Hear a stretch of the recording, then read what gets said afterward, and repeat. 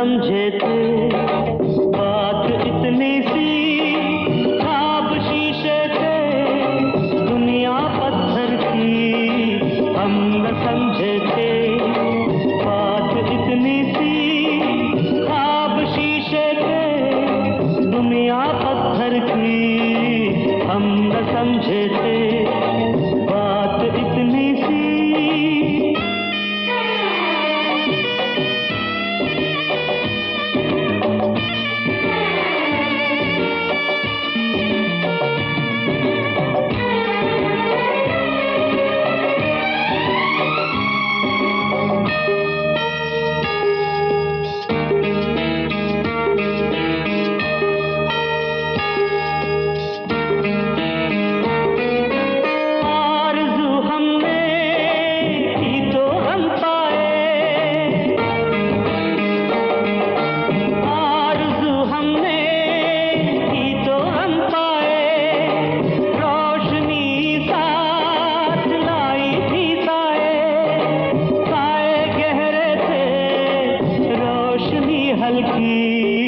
हम न समझे थे बात इतनी सी, ख्वाब शीशे के दुनिया पत्थर की। हम न समझे थे बात इतनी सी।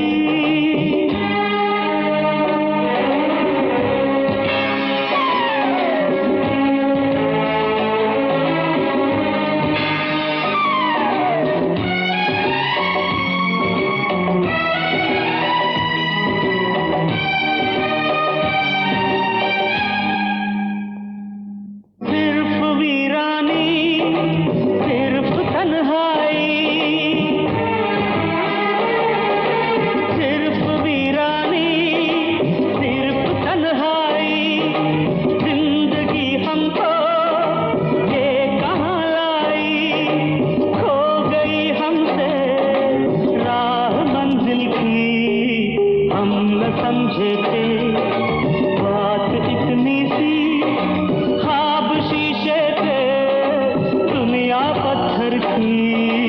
हम न समझे थे बात इतनी सी।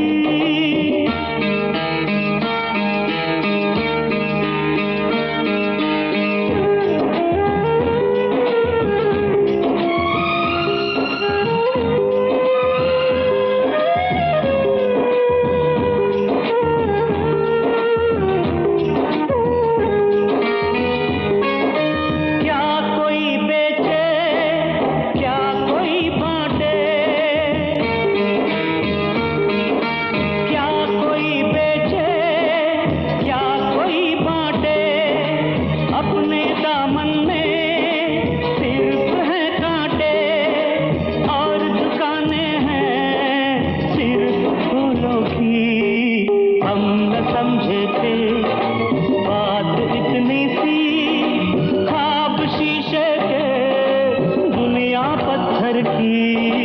हम न समझे थे बात इतनी सी।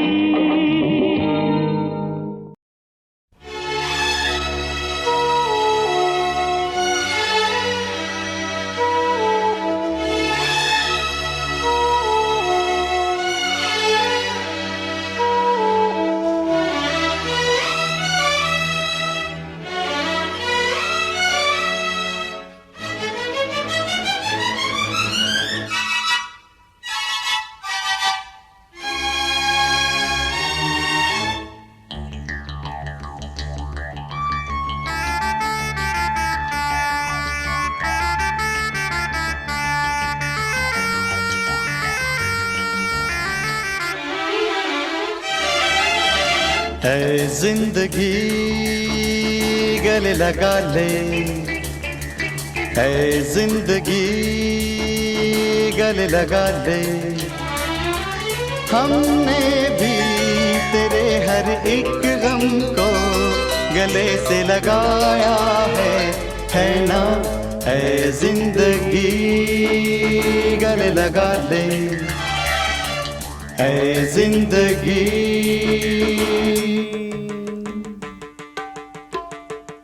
Hello hello hello hello hello hello hello hello hello hello hello hello. Hello hello hello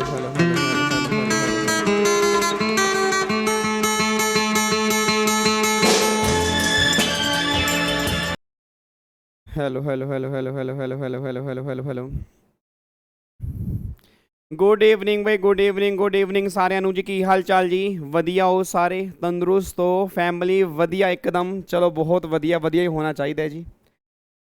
good evening, good evening, good evening Anshita, good evening Shruti, good evening Urvashi, good evening Abhishek, good evening Harshil, good evening Muskan, good evening Bharat, good evening Manish, good evening Suraj, very good evening सारे अनु जी।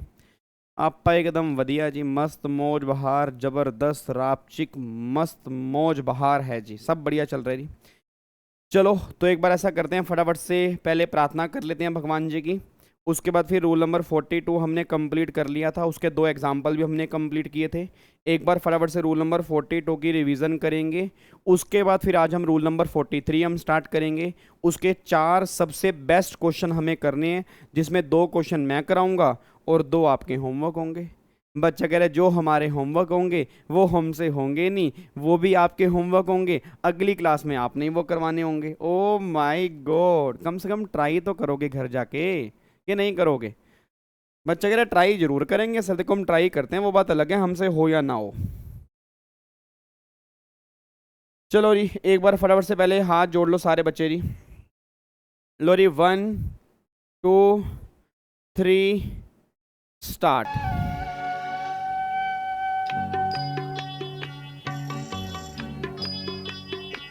इतनी शक्ति हमें देना दाता, मन का विश्वास कमजोर होना। इतनी शक्ति हमें देना दाता, हर रोज शाम को मन घर का लिखिया तो विश्वास कमजोर हो।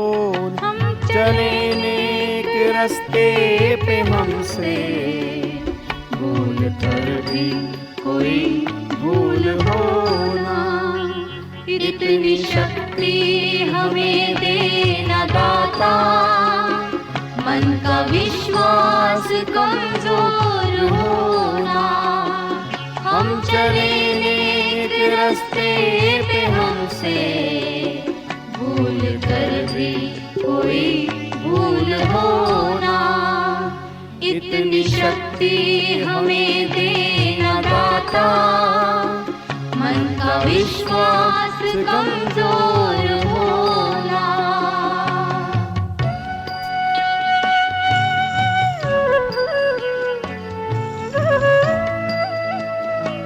चलो जी लो जी, प्रार्थना हमारी कंप्लीट हो चुकी है।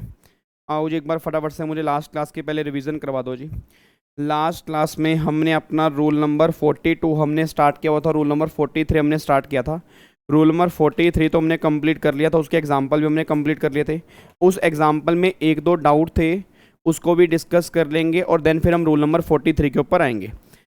बट एक बार मुझे बताओ रूल नंबर 42 हमने स्टार्ट कैसे किया था सर? रूल नंबर 42 हमने स्टार्ट किया था जब हमने सेक्शन नंबर 17 स्टार्ट किया था। याद करो सेक्शन नंबर 17 हमने स्टार्ट किया हुआ है अपॉर्शनमेंट और आईटीसी ब्लॉक वाला, उसका 17(1) हम डिस्कस कर चुके हैं, 17(2) हम डिस्कस कर चुके हैं, 17(3) हम डिस्कस कर चुके हैं, 17(4) हम डिस्कस कर चुके हैं। अब 17(4) तो बाहर निकाल दो। बैंकिंग कंपनी वाले केस में क्या होगा? उस केस में तो रूल नंबर 38 साथ में एप्लीकेबल हो जाएगा, अगर 50% क्रेडिट आपको लेना और 50 रिवर्स करना है। ठीक है जी, मतलब या तो एक्चुअल बेस यूज कर लो या वो नोशनल बेस यूज कर लो। फिर 17(1) ने कहा था business non business, non business वाले का नहीं मिलेगा, बिजनेस वाले का मिलेगा। फिर बिजनेस वाले में 2 केस होंगे, एग्जम्प्टेड और टैक्सेबल, टैक्सेबल वाले का मिलेगा, एग्जम्प्टेड वाले का नहीं मिलेगा। अब एग्जम्प्टेड में क्या कवर होगा? एक तो 247 में जो कवर होगा और दूसरा 17(3) में जो डिफाइन किया होगा उसको एग्जम्प्टेड में कवर करेंगे। तो एग्जम्प्टेड में टोटल मिला के नॉर्मली 6 चीज़ें हमारी कवर होंगी, 3 चीज़ें हमारी 247 में हैं और 3 चीज़ें हमारी 17(3) में हैं। 247 में क्या कवर है? एक तो नील रेटेड सप्लाई यहाँ पे कवर होगी, दूसरा 100% एग्जम्प्टेड सप्लाई यहाँ पे कवर होगी, तीसरा फिर मैंने कहा था कि नॉन टैक्सेबल सप्लाई भी आपके यहाँ पे कवर होगी। बट जो 100% एग्जम्प्टेड सप्लाई है वो सारी की सारी एग्जम्प्टेड में कवर होगी, बट 2 केस छोड़ के, एक तो एंट्री नंबर 27 और एक एंट्री नंबर 19B और एक मैंने कहा था कि अगर कोई एग्जम्प्टेड सप्लाई को एक्सपोर्ट करोगे या SEZ को सप्लाई करोगे तो वो जीरो रेटेड सप्लाई बन जाएगी, उसको फिर हम टैक्सेबल सप्लाई में कवर करेंगे। फिर 17(3) में गवर्नमेंट कहते हैं कि 17(3) में एग्जम्प्टेड सप्लाई में क्या इंक्लूड करेंगे, एक तो RCM वाला केस इंक्लूड कर देंगे, दूसरा फिर गवर्नमेंट ने कहा था अगर सिक्योरिटी में ट्रांजेक्शन करोगे वो केस इंक्लूड करेंगे, फिर सेल ऑफ लैंड और बिल्डिंग वाला केस इंक्लूड करेंगे। ये 3 चीज़ें आपकी यहाँ पे कवर होंगी, 3 चीज़ें वो टोटल मिला के 6 काम जो होंगे वो एग्जम्प्टेड कैटेगरी में कवर हो जाएंगे। ये सारी बातें कल हमने कंप्लीट की थी। फिर ये सारी बातें कंप्लीट करने के बाद ना अब मुद्दा ही निकल के आ रहा है कि अपॉर्शनमेंट की रिक्वायरमेंट कहाँ पे होगी। तो गवर्नमेंट ने कहा था भाई साहब अपॉर्शनमेंट की रिक्वायरमेंट कब होगी, अगर आप मार्केट से कोई भी सामान लेकर आए, अगर मान लो उस सामान में आपको पता है कि एक्सक्लूसिव आपने कितना कितना यूज़ किया। अब अगर एक्सक्लूसिव आपने नॉन बिजनेस में यूज़ किया उसका आपको IT से नहीं मिलेगा, एक्सक्लूसिव आपने मान लो फॉर एग्जाम्पल एग्जम्प्टेड में यूज़ किया उसका आपको IT से नहीं मिलेगा, एक्सक्लूसिव मान लो आपने ब्लॉक वाले में यूज़ किया उसका आपको IT से नहीं मिलेगा, अगर एक्सक्लूसिव आपने टैक्सेबल में यूज़ किया उसका आपको IT से मिल जाएगा। बट अगर आपने मिक्स यूज़ किया होगा एग्जम्प्टेड और नॉन एग्जम्प्टेड में, बिजनेस और नॉन बिजनेस में, तो कुछ का मिलेगा और कुछ का नहीं मिलेगा। अब जो कुछ का मिलेगा और कुछ का नहीं मिलेगा उसके लिए रूल नंबर 42 पिक्चर में आया था। तो 42 और 43 में बेसिक डिफरेंस क्या निकल के आ रहा है कि 42 पहला एप्लीकेबल है इनपुट और इनपुट सर्विस वाले केस में, 43 एप्लीकेबल है कैपिटल गुड्स वाले केस में। इनपुट और इनपुट वाले केस में एग्जम्प्टेड और नॉन एग्जम्प्टेड, बिजनेस और नॉन बिजनेस दोनों केस में बाइफर्केशन करेंगे। और रूल नंबर 43 एग्जम्प्टेड और नॉन एग्जम्प्टेड वाले केस में एप्लीकेबल होगा, बिजनेस और नॉन बिजनेस वाले केस में एप्लीकेबल नहीं होगा। ये सारी बातें हमने की थी। फिर अब मुद्दा ही निकल के आ रहा है कि रूल नंबर 43 में हम कैलकुलेशन कैसे करेंगे। तो गवर्नमेंट ने कहा बिल्कुल सिंपल सी बात है, सबसे पहले क्या करो टोटल ITC कितना मिलता है वो लिख लो, उसमें से माइनस कर दो एक्सक्लूसिव बिजनेस वाला, सॉरी एक्सक्लूसिव नॉन बिजनेस वाला, एक्सक्लूसिव एग्जम्प्टेड वाला, एक्सक्लूसिव ब्लॉक वाला, फिर जो तुम्हारा रिमेनिंग बचेगा उसमें टैक्सेबल वाला माइनस कर दो, फिर तुम्हारा कॉमन क्रेडिट आएगा। अब उस कॉमन क्रेडिट के 2 टुकड़े करोगे, D1 करोगे और D2 करोगे। अब D1 का मतलब क्या निकल के आ रहा है कि एग्जम्प्टेड सप्लाई से कितना रिलेट करता है, D2 का मतलब क्या निकल के आ रहा है कि नॉन बिजनेस से कितना रिलेट करता है। तो गवर्नमेंट ने कहा D2 पहले क्या करो, जो भी तुम्हारा कॉमन क्रेडिट है उसका 5% तुम D2 निकाल लो। फिर D1 क्या निकल के आएगा, जो तुम्हारा कॉमन क्रेडिट है divide by total turnover multiply exempted supply, इतना तुम यहां पे कर लो। अब जो ये D1 और D2 निकल कर आया उसको C2 में से अगर माइनस कर दोगे तो C3 निकल के आ जाएगा। अब जो मेरा C3 निकल कर आया, एक तो क्रेडिट मुझे मित्र इतना मिलेगा, और अगर टोटल एलिजिबल क्रेडिट देखना है तो फिर C3 प्लस में T4 इन दोनों को जोड़ूंगा तो मेरा TC निकल के आएगा, मतलब टोटल क्रेडिट मेरा कितना अवेल कर सकता हूं। ये सारी बातें आपकी रूल नंबर 42 में निकल के आती हैं जी। ठीक है जी, तो एक बार चेक करो, देखो यहाँ पे अब रूल नंबर 42 पहली बात तो ये बिजनेस नॉन बिजनेस में नहीं मिलेगा, बिजनेस में एग्जम्प्टेड टैक्सेबल, इस केस में रूल नंबर 42 लगेगा। 42 इन दोनों केस में बाइफर्केशन की बात करेगा, और 43 जो होगा सिर्फ इस वाले केस में बाइफर्केशन की बात करेगा, इस वाले केस में बाइफर्केशन की बात नहीं करेगा। ये सारी बातें हमने की। उसके बाद फिर वो 42 में क्या निकल के आएगी, पहले आप T निकालोगे, फिर T में से माइनस कर दोगे, T1 प्लस में T2 प्लस में T3 या माइनस कर दोगे, आपका C1 निकल के आएगा। C1 में से आप T4 माइनस करोगे, C2 निकल के आएगा। C2 के 2 टुकड़े होंगे D1 और D2। D2 में क्या करोगे, C2 का 5% निकाल लोगे, और D1 में क्या निकालोगे, एग्जम्प्टेड सप्लाई वाला अलग निकाल लोगे।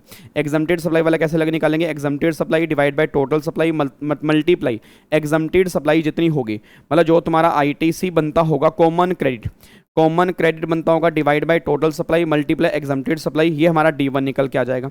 अब D1 और D2 को हम माइनस कर देंगे, C2 में से हमारा C3 निकल कर आएगा, और C3 प्लस में T4 जो होगा वो TC एलिजिबल क्रेडिट मेरा यहाँ पे टोटल निकल के आ जाएगा जी। अब एक बच्चे का ना ये डाउट था, बच्चा कहता है सर ये पॉइंट ना हमें समझ में नहीं आया, ये पॉइंट आपने क्या लिखा है, ये पॉइंट का मतलब क्या, मैं आपको बताता हूँ। सर एक बात मुझे सोच के बताओ, अब ITC रिवर्स करवाने के ना ITC रिवर्स करवाने के 2 तरीके होते हैं मेनली। इट मीन्स अगर गवर्नमेंट, सर बहुत ध्यान सुना, अगर गवर्नमेंट आपका ITC रिवर्स करवाना चाहती है तो गवर्नमेंट के पास ITC रिवर्स करवाने के 2 तरीके होते हैं।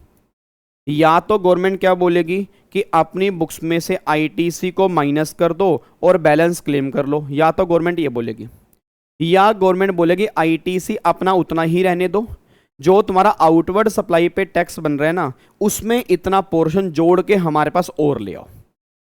मैं दोबारा बोलूंगा, ITC रिवर्स करवाने के 2 तरीके होते हैं भाई, या तो पोर्टल पे जाओ, जितना ITC शो हो रहा है उसमें से माइनस करवा दो और बैलेंस तुम अवेल कर लो, एक तरीका तो ये है। और दूसरा तरीका ये है कि जो तुम्हारा ITC है वो एज इट इज रहने दो और जो तुम्हारी आउटवर्ड सप्लाई पे टैक्स बन रहा है ना, और जो तुम्हें रिवर्स करना था उतना पोर्शन आउटपुट टैक्स लाइबिलिटी के साथ जोड़ के हमारे पास ले आओ, ऑटोमेटिकली वो आईटी से रिवर्स हो जाएगा। याद करो ऐसी बातें हमने पहले भी की थी, अगर आपको याद आ रहा हो ऐसी बात हमने पहले भी की थी। पता है कौन से केस में की थी? याद करो 180 डेज, जहां पर आप 180 डेज के अंदर पेमेंट नहीं करते तो आप गवर्नमेंट कहती है कि आप अपनी आउटपुट टैक्स लाइबिलिटी हमें पेमेंट करने के लिए आओगे, विद इंटरेस्ट पेमेंट करने के लिए आओगे। याद आ रहा है section number 16 sub section number 2 उसकी सेकंड प्रोविजो, जहां 180 डेज की बात थी, वहां पर मैंने कहा भी था कि आईटीसी रिवर्स हो रहा है, तो ये दूसरा तरीका है जी। अब देखो यहाँ पे आईटीसी रिवर्स करवाने के दो तरीके हैं। तो इसमें रूल नंबर 42 में गवर्नमेंट कह रही है कि जो तुम्हें तरीका यूज करना है ना, वो आईटीसी तुम्हें रिवर्स वाला तरीका यूज करना है। मतलब तुम्हें अपनी आउटपुट टैक्स लाइबिलिटी इंक्रीज नहीं करनी है, बस ये ध्यान दो। मतलब रूल नंबर 42 में जो हम पैटर्न यूज करेंगे आईटीसी रिवर्स वाला पैटर्न यूज करेंगे। मतलब हमें पोर्टल पे जाना होगा और जो भी हमारा D1 और D2 निकल के आ रहा होगा, अगर हमने क्रेडिट अवेल कर लिया होगा तो उतना मुझे रिवर्स करके दिखाना पड़ेगा। अगर मैंने अवेल ही नहीं किया होगा फिर बात ही खत्म है। मतलब आईटीसी रिवर्सल करने का सेकंड तरीका जो आउटपुट टैक्स लाइबिलिटी के साथ ऐड करके दिखाते हैं, वो तरीका इसमें यूज नहीं होगा। बस ये बात ध्यान दो। तो मैंने बस यहाँ पे वही लिखा है। मे भी किसी बच्चे को अगर कन्फ्यूज़न आ रही हो तो मैं दोबारा से क्लियर कर देता हूँ। भाई यहाँ पर मैंने कहा है कि आईटीसी रिवर्सल होगा इंक्रीज आउटपुट टैक्स लाइबिलिटी, मैंने क्रॉस किया हुआ है कि आपकी टैक्स लाइबिलिटी में इंक्रीज नहीं होगा, हमें आईटीसी रिवर्स करके दिखाना पड़ेगा। मतलब जो हमारा पोर्टल है उसमें जो हमारा क्रेडिट लेजर है उसमें से कम करके दिखाना पड़ेगा। ये तरीका हमें फॉलो करना है, ये वाला तरीका हमें फॉलो नहीं करना। बस ये बात ध्यान दो।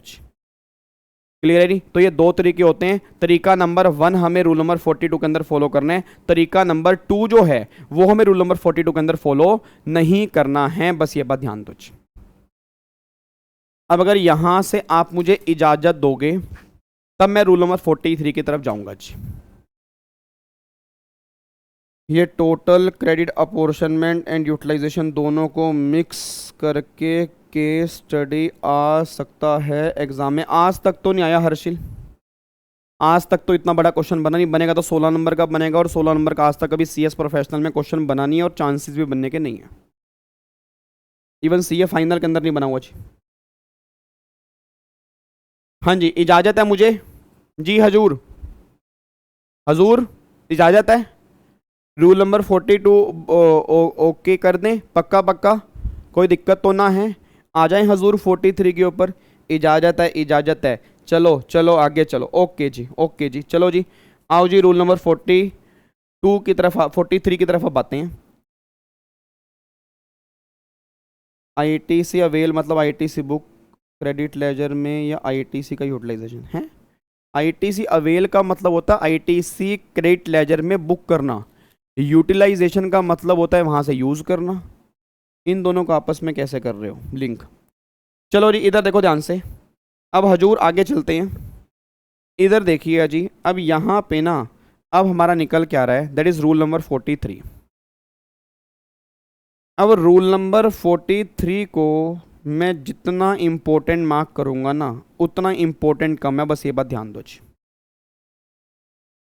मतलब अगर रूल नंबर 42 है और रूल नंबर 43 है तो मैं ये कहूँगा 70-30 की रेशो है। मतलब 70% चांसेस है क्वेश्चन बनने के रूल नंबर 43 का, और 30% चांसेस है क्वेश्चन बनने के रूल नंबर 42 का। और उसका रीज़न क्या है? ये मैं नहीं, थोड़ी देर के बाद ना आप मुझे खुद कहोगे कि सर वाकई अब हमें समझ में आ रहा है कि रूल नंबर 43 में चांसेस ज़्यादा क्यों हैं और बच्चे रूल नंबर 43 में क्यों रोते हैं। ठीक है, बट मैं जैसे पढ़ाऊंगा सर, अगर वैसे पढ़ोगे तो 43 में कोई दिक्कत नहीं आएगी। एक बार चेक करते हैं रूल नंबर 43 जी। इधर देखो ध्यान से। अब पहली बात तो ना ये समझो रूल नंबर 43 एप्लीकेबल कब होगा जी? रूल नंबर 43 एप्लीकेबल कब होगा? कैपिटल गुड्स वाले केस में एप्लीकेबल होगा। बस ये बात ध्यान दो जी। एक बार हेडिंग बोलना क्या लिखिए, manner of ITC distribution in case of capital goods and reversal thereof. मतलब कैसे डिस्ट्रीब्यूशन करना है, मतलब कैसे अपॉर्शनमेंट करना है और रिवर्सल कैसे करना है, ये सारी बातें आपके रूल नंबर 43 में निकल के आ रही हैं। देखो रूल नंबर 43 में ना सबसे ऊपर वाला पोर्शन तो सेम है जो आपने 42 के अंदर पढ़ा, मतलब रूल नंबर 43 में आधा पोर्शन तो सेम है जो आपने 42 के अंदर पढ़ा, उसके बाद फिर रूल नंबर 43 में चेंज आ जाता है जी। पहले एक बार ऐसा करते हैं, पहले आधा पोर्शन कंप्लीट कर लेते हैं जो रूल नंबर 43 में है, उसके बाद फिर जहां से डिफरेंस आएगा ना 42 एंड 43 में, उसको फिर समझना स्टार्ट करेंगे। अब मैं एक सिंपल सा एग्जांपल ले रहा हूं। सर एक बात मैंने सोच के बताओ, लेट्स टेक एन एग्जांपल। मान लो मैं अपने बिजनेस के लिए एक मशीन लेकर आया। अब जब मैं अपने बिजनेस के लिए एक मशीन लेकर आया तो ये मशीन फॉर एग्जांपल कितने की है? ये मशीन है मान लो 5 लाख रुपए की, और इस पे 18% जीएसटी है। तो 5 लाख रुपए की मशीन है, 18% जीएसटी है, 90,000 रुपये का टोटल सामान यहाँ पे निकल के आ रहा है। मतलब 90,000 रुपये का मैंने गवर्नमेंट को जीएसटी पे किया। मतलब 5 लाख रुपए की मशीन, 18% जीएसटी, 90,000 रुपये का जीएसटी। तो मैंने क्या किया होगा, टोटल पेमेंट की होगी 5,90,000 की, 5 लाख रुपए उसके होंगे और 90,000 रुपये का मैंने जीएसटी पे किया होगा। अब इस कैपिटल गुड्स को अब देखो 2 केस होंगे। सबसे पहला मैं नॉन बिजनेस में यूज कर रहा हूं, फिर मैं बिजनेस में यूज कर रहा हूं। अब अगर मुझे पता है कि इस कैपिटल गुड्स को मैं इतना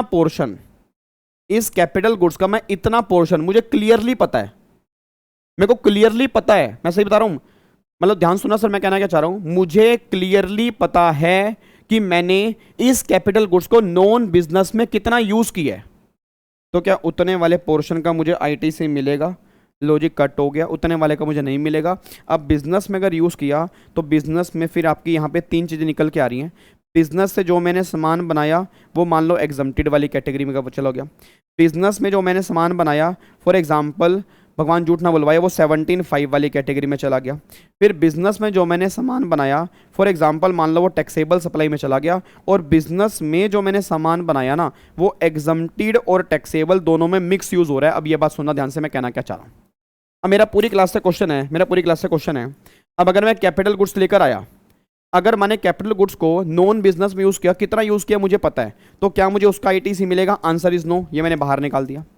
फिर बिजनेस में यूज किया, उस कैपिटल गुड्स से जो मैंने सामान बनाया वो सप्लाई मेरी एग्जम्प्टेड है। अब अगर वो सप्लाई मेरी एग्जम्प्टेड है तो क्या उसका मुझे आईटीसी मिलेगा? आंसर इज नो, उसका मुझे आईटीसी नहीं मिलेगा। अब जो मैंने उससे सामान बनाया उसका आईटीसी 17(5) में ब्लॉक है, तो क्या मुझे उसका आईटीसी मिलेगा? आंसर इज नो, उसका मुझे आईटीसी नहीं मिलेगा। जो मैंने सामान बनाया वो एक्सक्लूसिव टैक्सेबल है और मुझे पता है वो कितना सामान बना है, तो क्या मुझे उसका आईटीसी मिलेगा? Answer is yes. अब मुद्दा ही निकल के आ रहा है कि अगर मैंने कॉमन यूज किया, अगर मैंने कैपिटल गुड्स का कॉमन यूज किया और मुझे नहीं पता कि एग्जम्प्टेड में कितना है, टैक्सेबल में कितना है, तो उस केस में गवर्नमेंट कह रही है कि यहां 43 एप्लीकेबल होगा। जैसे सेम 42 में था सेम 43 में है। मतलब अभी तक 42 43 में फर्क नहीं आ रहा जी। मैं दोबारा बोलूंगा, अभी तक 42 43 के अंदर फर्क नहीं है। नॉन बिजनेस वाले को बाहर निकाल दिया, एग्जम्प्टेड वाले को बाहर निकाल दिया, ब्लॉक वाले को बाहर निकाल दिया, टैक्सेबल वाले को बाहर निकाल दिया। बैलेंस जो मेरा कॉमन क्रेडिट बचा उसकी अपॉर्शनमेंट कैसे होगी, मेन मुद्दा बस ये रूल नंबर 43 के अंदर है जो हमें समझना है जी। ठीक है, तो पहले एक बार ऐसा करते हैं, जहां तक हमने कल पहले पढ़ा था एक बार वो देख लेते हैं। देखो यहाँ पे क्या निकल के आ रहा है जी, देखो जी रूल नंबर 43, देखो क्या लिखा हुआ है। सबसे पहले total input tax paid on capital goods, पहले वो लिख लोगे। अच्छा ये ध्यान रखना, या जो हमने नाम वहाँ दिए थे T1 + T2 प्लस में T3, वो नाम यहाँ पे नहीं है जी, वो नाम यहाँ पे नहीं है। यहाँ पे कौन कौन से नाम है उसको भी डिस्कस करेंगे, बट वो नाम रूल नंबर 42 में है, वो नाम रूल नंबर 43 में नहीं है। पैटर्न दोनों का सेम है, तो पहले आपने क्या किया, टोटल इनपुट टैक्स लिख लिया जो भी आपने पे किया, माइनस में एक्सक्लूसिव नॉन बिजनेस यूज, ये अपना माइनस कर दिया जी। तो माइनस में फिर आपने एग्जम्प्टेड सप्लाई, ये आपने माइनस कर दिया जी। माइनस में ब्लॉक क्रेडिट, ये आपने माइनस कर दिया। फिर आपका बैलेंस आईटी से बचा, उसमें से फिर माइनस कर दिया आपने टैक्सेबल वाला।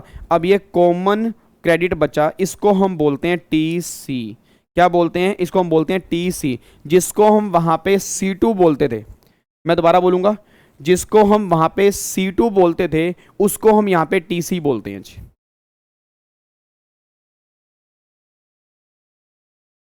हाँ जी, जिसको हम वहां पे C2 बोलते थे उसको हम यहां पे क्या बोलते हैं? टीसी बोलते हैं। टीसी का मतलब क्या निकल के आ रहा है, मेरा कॉमन क्रेडिट इतना निकल के आ रहा है। पहले मुझे इतना बताओ, क्या यहां तक कोई दिक्कत तो नहीं है? देखो अगर यहां तक ही डाउट है फिर तो मैं रूल नंबर 43 में आगे बढ़ ही नहीं सकता। अगर यहां तक डाउट नहीं है फिर मैं आगे बढ़ूंगा। तो पहले मुझे बताओ यहां तक कोई दिक्कत तो नहीं है? यहां तक कोई दिक्कत तो नहीं है सर, यहां तक कोई दिक्कत तो नहीं है। मतलब यहां तक सेम पैटर्न है ना, जैसे रूल नंबर 42 है सेम 43 है। फर्क इतना कि बस वहां पे नाम चेंज हो गया। वहां पे इसको T1 बोलते थे, T2 बोलते थे, T3 बोलते थे, C1 था फिर C2 था, वो नाम चेंज हो गया। पैटर्न दोनों का सेम है। पैटर्न दोनों का सेम है कि सबसे पहले जो आपने टोटल पे किया उसको रख लो, फिर नॉन बिजनेस वाले को बाहर निकाल दो, एग्जम्प्टेड वाले को बाहर निकाल दो, ब्लॉक वाले को बाहर निकाल दो, फिर बैलेंस आ गया, टैक्सेबल वाले को बाहर निकाल दो, फिर मेरा कॉमन आ गया। अब यहां से हमारा क्वेश्चन स्टार्ट होगा।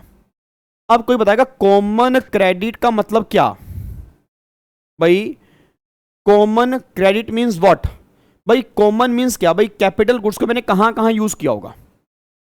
भाई अगर मैं कह रहा हूं कि ये मेरा कॉमन क्रेडिट है, ये मेरा कॉमन क्रेडिट है, तो कॉमन का मतलब मैंने कहाँ यूज़ किया होगा? बच्चा कह रहा है कॉमन का मतलब आपने कहाँ यूज़ किया होगा? मतलब सर बिजनेस में यूज़ किया होगा, नॉन बिजनेस में यूज़ किया होगा, एग्जम्प्टेड में यूज़ किया होगा, टैक्सेबल में किया होगा। बट याद करो मैंने कहा था कि रूल नंबर 43 इस वाले केस में एप्लीकेबल नहीं होता, इस वाले केस में एप्लीकेबल होता है। मतलब इसकी बाइफर्केशन हमें करनी है, इसकी बाइफर्केशन की हमें कोई रिक्वायरमेंट नहीं है। तो देखो मैंने यहाँ पे क्या लिखा है जी, ये देखो जी मैंने क्या लिखा है। पहली बात तो कॉमन क्रेडिट मींस एग्जम्प्टेड और नॉन एग्जम्प्टेड।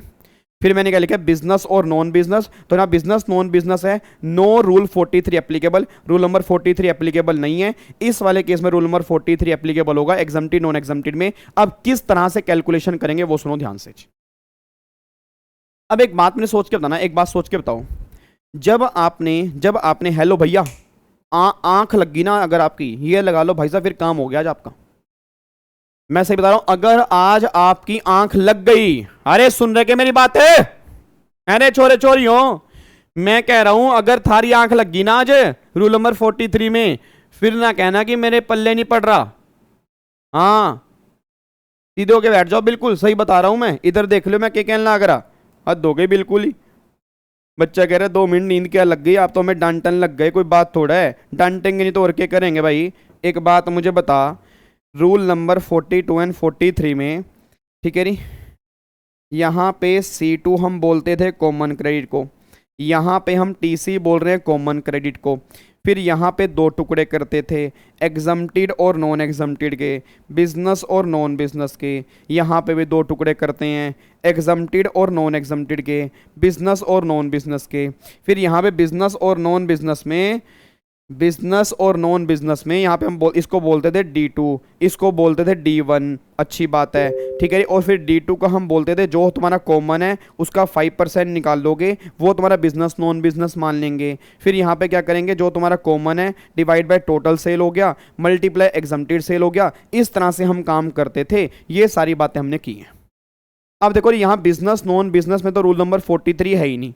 अब अगर बिजनेस नॉन बिजनेस में रूल नंबर 43 नहीं है, मतलब ये वाला पोर्शन तो यहाँ पे आएगा ही नहीं, क्योंकि बिजनेस नॉन बिजनेस वाले केस में अपॉर्शनमेंट की बात नहीं होनी। अब जो अपॉर्शनमेंट की बात होनी है वो होनी है एग्जम्प्टेड और नॉन एग्जम्प्टेड वाले में। बस अब यहीं पे सारी जान बसी है सर। अगर ये समझ में आ गया तो हमारा काम हो गया। एक बात मैंने सोच के बताओ, एग्जम्प्टेड और नॉन एग्जम्प्टेड में कितनी कैटेगरी बन सकती हैं? मतलब कोई थोड़ा सा दिमाग चला सकता है भाई? अगर मान लो कैपिटल गुड्स है, अगर मान लो कैपिटल गुड्स है, तो वो एग्जम्प्टेड और नॉन एग्जम्प्टेड में कितनी कैटेगरी में कवर हो सकता है? मतलब कौन कौन सी कैटेगरी बन सकती है? कोशिश करो, मतलब थोड़ा सा दिमाग चलाने से, कोई ज्यादा नहीं, ज्यादा खत्म हो जाएगा। बिल्कुल थोड़ा सा दिमाग चलाने की कोशिश करनी है कि ऐसी कितनी कैटेगरी बन सकती है कैपिटल गुड्स वाले केस में कि जब हम एग्जम्प्टेड और नॉन एग्जम्प्टेड में पैटर्न यूज कर रहे हैं। कोई बताना चाहता हो? ऐश्वर्या ने कहा है सर 4 कैटेगरी बनती हैं। ओके ऐश्वर्या, 4 कैटेगरी की एक बार बताना कैसी कैटेगरी बनती हैं। मनीष ने भी कहा है 4 कैटेगरी बनती हैं, एग्जम्प्टेड, टैक्सेबल, जीरो रेटेड। अरे अरे अरे अरे अरे अरे मेरे बच्चे, मेरे बच्चे, मेरे बाबू, मेरे नोनू, मेरे सोनू, मेरे भिंडी, मेरे शिमला, मेरे बैंगनी, मेरा पुदीने कलर के बच्चे, ऐसे नहीं, ना ना ना ना। Taxable supply include zero rated supply. मैं इस कैटेगरी की बात नहीं कर रहा। अरे अरे अरे चलो चलो, थामा थामा थामा थामा थामा, सुनो ध्यान से नाले को। मैं कहना क्या चाह रहा हूं, मतलब मैं कहना चाह रहा हूं भाई जो कैपिटल गुड्स है वो कितने पार्ट्स में डिवाइड हो सकता है, एक बात बताओ। मेरे हिसाब से ना, मेरे हिसाब से कैपिटल गुड्स 3 पार्ट्स में डिवाइड होगा जी। मेरे हिसाब से कैपिटल गुड्स 3 पार्ट्स में डिवाइड होगा। इधर देखो ध्यान से, अब किसी ने अपना दिमाग नहीं चलाना, किसी ने अपना दिमाग यूज नहीं करना। यहां पे देखोगे जी, यहां पे देखो। मेरे हिसाब से कैपिटल गुड्स 3 पार्ट्स में डिवाइड होगा।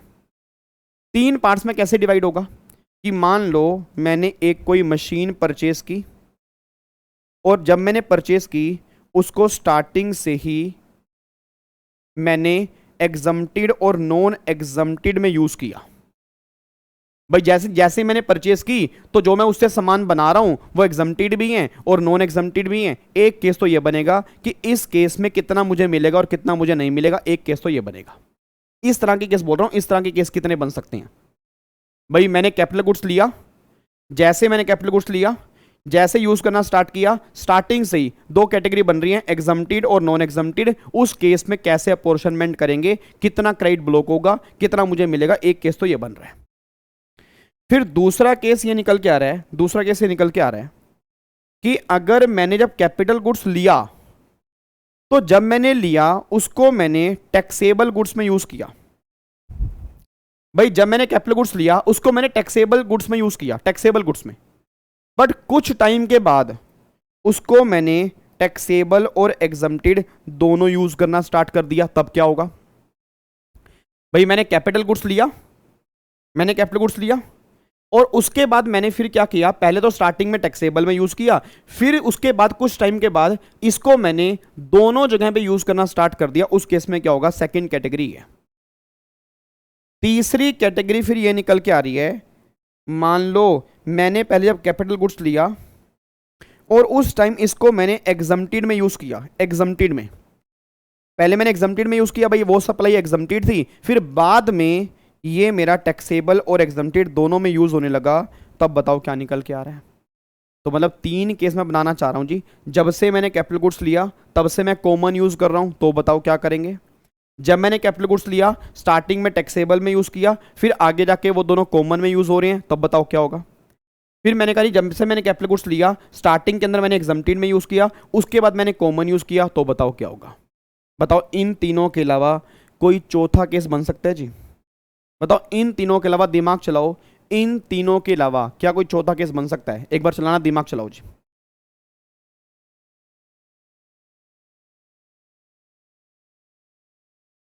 इन तीनों के अलावा कोई चौथा केस बन सकता है? थोड़ा सा दिमाग चलाने की कोशिश करो जी। क्या पता बन सकता हो जी, क्या पता चौथा केस बन सकता हो। हाँ जी, इन तीनों के अलावा कोई चौथा केस बन सकता है? कोशिश करो, मतलब क्या पता चौथा केस बन सकता हो सर, कोशिश तो करो। क्या पता चौथा केस बन सकता हो। एक बच्चा कह रहा है सर मेरे हिसाब से ना चौथा केस, चौथा भी नहीं सर, मेरे ख्याल से चौथा और 5वां केस भी बन सकता है।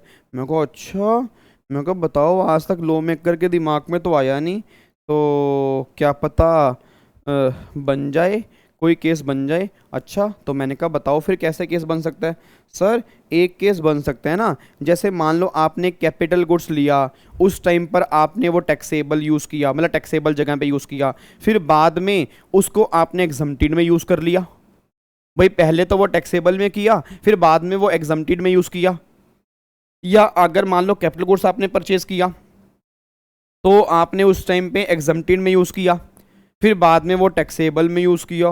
मैं कहा यार वाह भाई वाह, आपने तो 2 केस और बना दिए हैं। इधर आओ नालायक को, इधर आओ। क्या यहाँ पे हमें 43 की रिक्वायरमेंट है? क्या यहाँ पे 43 की रिक्वायरमेंट है? मतलब आपने पहले टैक्सेबल में यूज़ किया, फिर एग्जम्प्टेड में यूज़ किया, तो भाई यूज़ तो एक ही जगह पर हो रहा है, फिर कॉमन यूज़ कहाँ है? और यहाँ पर आपने एग्जम्प्टेड में किया, फिर आपने टैक्सेबल में किया, फिर कॉमन यूज़ कहाँ है? ओए हो, sorry sorry sorry Shaktimaan, sorry Shaktimaan, वो कॉमन यूज़ की बात नहीं हो रही ना। एक बच्चा मैं कई देर से देख रहा हूँ कह रहा है सर आपने कॉमन यूज़ किया फिर बाद में टैक्सेबल किया। भाई आपने जब कॉमन किया फिर बाद में टैक्सेबल किया तो भी भाई साहब कैसे अपॉर्शनमेंट होगा? भाई जब कॉमन यूज़ किया उस टाइम पे अपॉर्शनमेंट होगा, बाद में तो सिंगल सप्लाई होगी ना। सर अपॉर्शनमेंट की बात कब होगी? समझो अपॉर्शनमेंट की बात कब होगी। अपॉर्शनमेंट की बात तब हो रही है आप स्टार्टिंग से कॉमन यूज करते जा रहे हो, तब अपॉर्शनमेंट होगा। भाई जहां तक कॉमन है वहां तक अपॉर्शनमेंट है। पहले टैक्सेबल है फिर कॉमन है तब अपॉर्शनमेंट करनी पड़ेगी। पहले एग्जम्प्टेड है फिर कॉमन है फिर अपॉर्शनमेंट करनी पड़ेगी। सर आप दिमाग दौड़ा लो, पूरा पूरा दिमाग दौड़ा लो। मैं कह रहा हूं भाई साहब 25-25 बादाम खाने स्टार्ट कर दो तो भी दिमाग नहीं चल पाएगा। 3 ही केस निकल के आते हैं बस। मैं कई सारे केस आपको बाद में रख के लिखवाऊंगा, बट वो इसलिए लिखवाऊंगा क्योंकि रूल नंबर 43 में मेरी फैमिली के बच्चे को दिक्कत नहीं आनी चाहिए, क्योंकि बहुत सारे बच्चे 43 में कंफ्यूज होते हैं। मैं नहीं चाहता कि मेरी फैमिली का सिंगल बच्चा भी कंफ्यूज हो। बट वो सारे केस हम तब लिखेंगे जब रूल नंबर 43 पूरा कंप्लीट हो जाएगा विद एग्जाम्पल। अभी नहीं, बट अभी मेरे सामने 3 केस बस निकल के आ रहे हैं जी। मोहित ने केस बनाया, कह रहा है पहले टैक्सेबल में किया फिर एग्जम्प्टेड में किया फिर कॉमन में किया, तो बात तो एक ही हो गई। इधर आओ, इधर आओ मोहित, इधर इधर आ मेरा बच्चा, इधर इधर, शाबाश, इधर मेरे पास तो आओ। मतलब बच्चा कह रहा है सर पहले टैक्सेबल में किया फिर एग्जम्प्टेड में किया फिर कॉमन में किया। तो मैंने जब एग्जम्प्टेड से कॉमन वाला ले तो लिया, तो ये एक ही तो केस हो गया है। नालायक बच्चा। फिर आप थोड़ी देर के बाद ये कहना स्टार्ट करोगे एग्जम्प्टेड से टैक्सेबल में किया, टैक्सेबल से एग्जम्प्टेड में किया फिर कॉमन किया। आप फिर थोड़ी देर के बाद ये बोलोगे टैक्सेबल से एग्जम्प्टेड में किया, एग्जम्प्टेड से टैक्सेबल में किया फिर कॉमन में किया, हैं? ऐसे ही बोलोगे फिर आप। नालायक ये कोई केस थोड़ा निकल के आ रहे हैं, ऐसे केस नहीं बनाने। वो तो ऑलरेडी केस ये वाला निकल ही गया ना। अच्छा अच्छा अच्छा, हाँ हाँ हाँ, okay okay okay sir, okay okay okay. तो मुझे बताओ 3 केस कौन से निकल के आ रहे हैं? 3 केस ये निकल के आ रहे हैं कि सबसे पहले जब आपने कैपिटल गुड्स लिया तो आपने कॉमन यूज किया। पहला केस तो ये निकल के आ रहे हैं, ठीक है। फिर दूसरा केस ये निकल के आ रहा है कि आपने कैपिटल गुड्स लिया, टैक्सेबल यूज किया, उसके बाद फिर कॉमन यूज किया, ठीक है जी। आपने कैपिटल गुड्स लिया, उसको एग्जम्प्टेड में यूज किया, फिर आपने कॉमन यूज किया। ये 3 केस आपके निकल के आ रहे हैं जी, ये 3 केस आपके निकल के आ रहे हैं। बस एक बात ध्यान दो जी। अरे सर कॉमन से टैक्सेबल भी कोई केस निकल के नहीं आ रहा। ये अपने बैठे बैठाने एक तो केस अपने पास रखो जी। कॉमन से टैक्सेबल कैसे केस निकल के आ रहा है जी? जब बाद में आप टैक्सेबल ही कर रहे हो तो फिर हमें अपॉर्शनमेंट की बात रिक्वायरमेंट क्यों पड़ेगी? इधर देखो बैठे बैठे ना टैक्सेबल टू नहीं बनते, रुक जाओ, कोई बात नहीं, मान लिया करो। लॉ मेकर की बात ना मान लिया करो, मान लेनी चाहिए। देखो जब तुम फाइनेंस मिनिस्टर बन जाओगे ना, मैं कह रहा हूँ 15-16 केस बना देना, क्या फर्क पड़ता है? कौन कोई देख रहा है? कोई नहीं देखता। हाँ बना देना 15-16, अभी नहीं, अभी जब CS बनोगे फिर फाइनेंस मिनिस्टर बनोगे फिर केस बनाने। अभी यहाँ बैठ के बनाने बंद कर दो एक बार। मेरे से गलती हो गई, मैं कान पकड़ के सॉरी मांगता हूँ भगवान जी से। आगे मैं कभी नहीं पूछूंगा आपसे नालायकों से। इधर देखो ध्यान से, नहीं बनते सर, नहीं बनते, वो केस बन ही नहीं रहे। आप केस बनाने की कोशिश करो बिना बात के। बच्चा कह रहा है हम फाइनेंस मिनिस्टर को ओपन चैलेंज देंगे, हम धीरू भाई अंबानी हैं। हाँ इधर देखो ध्यान से,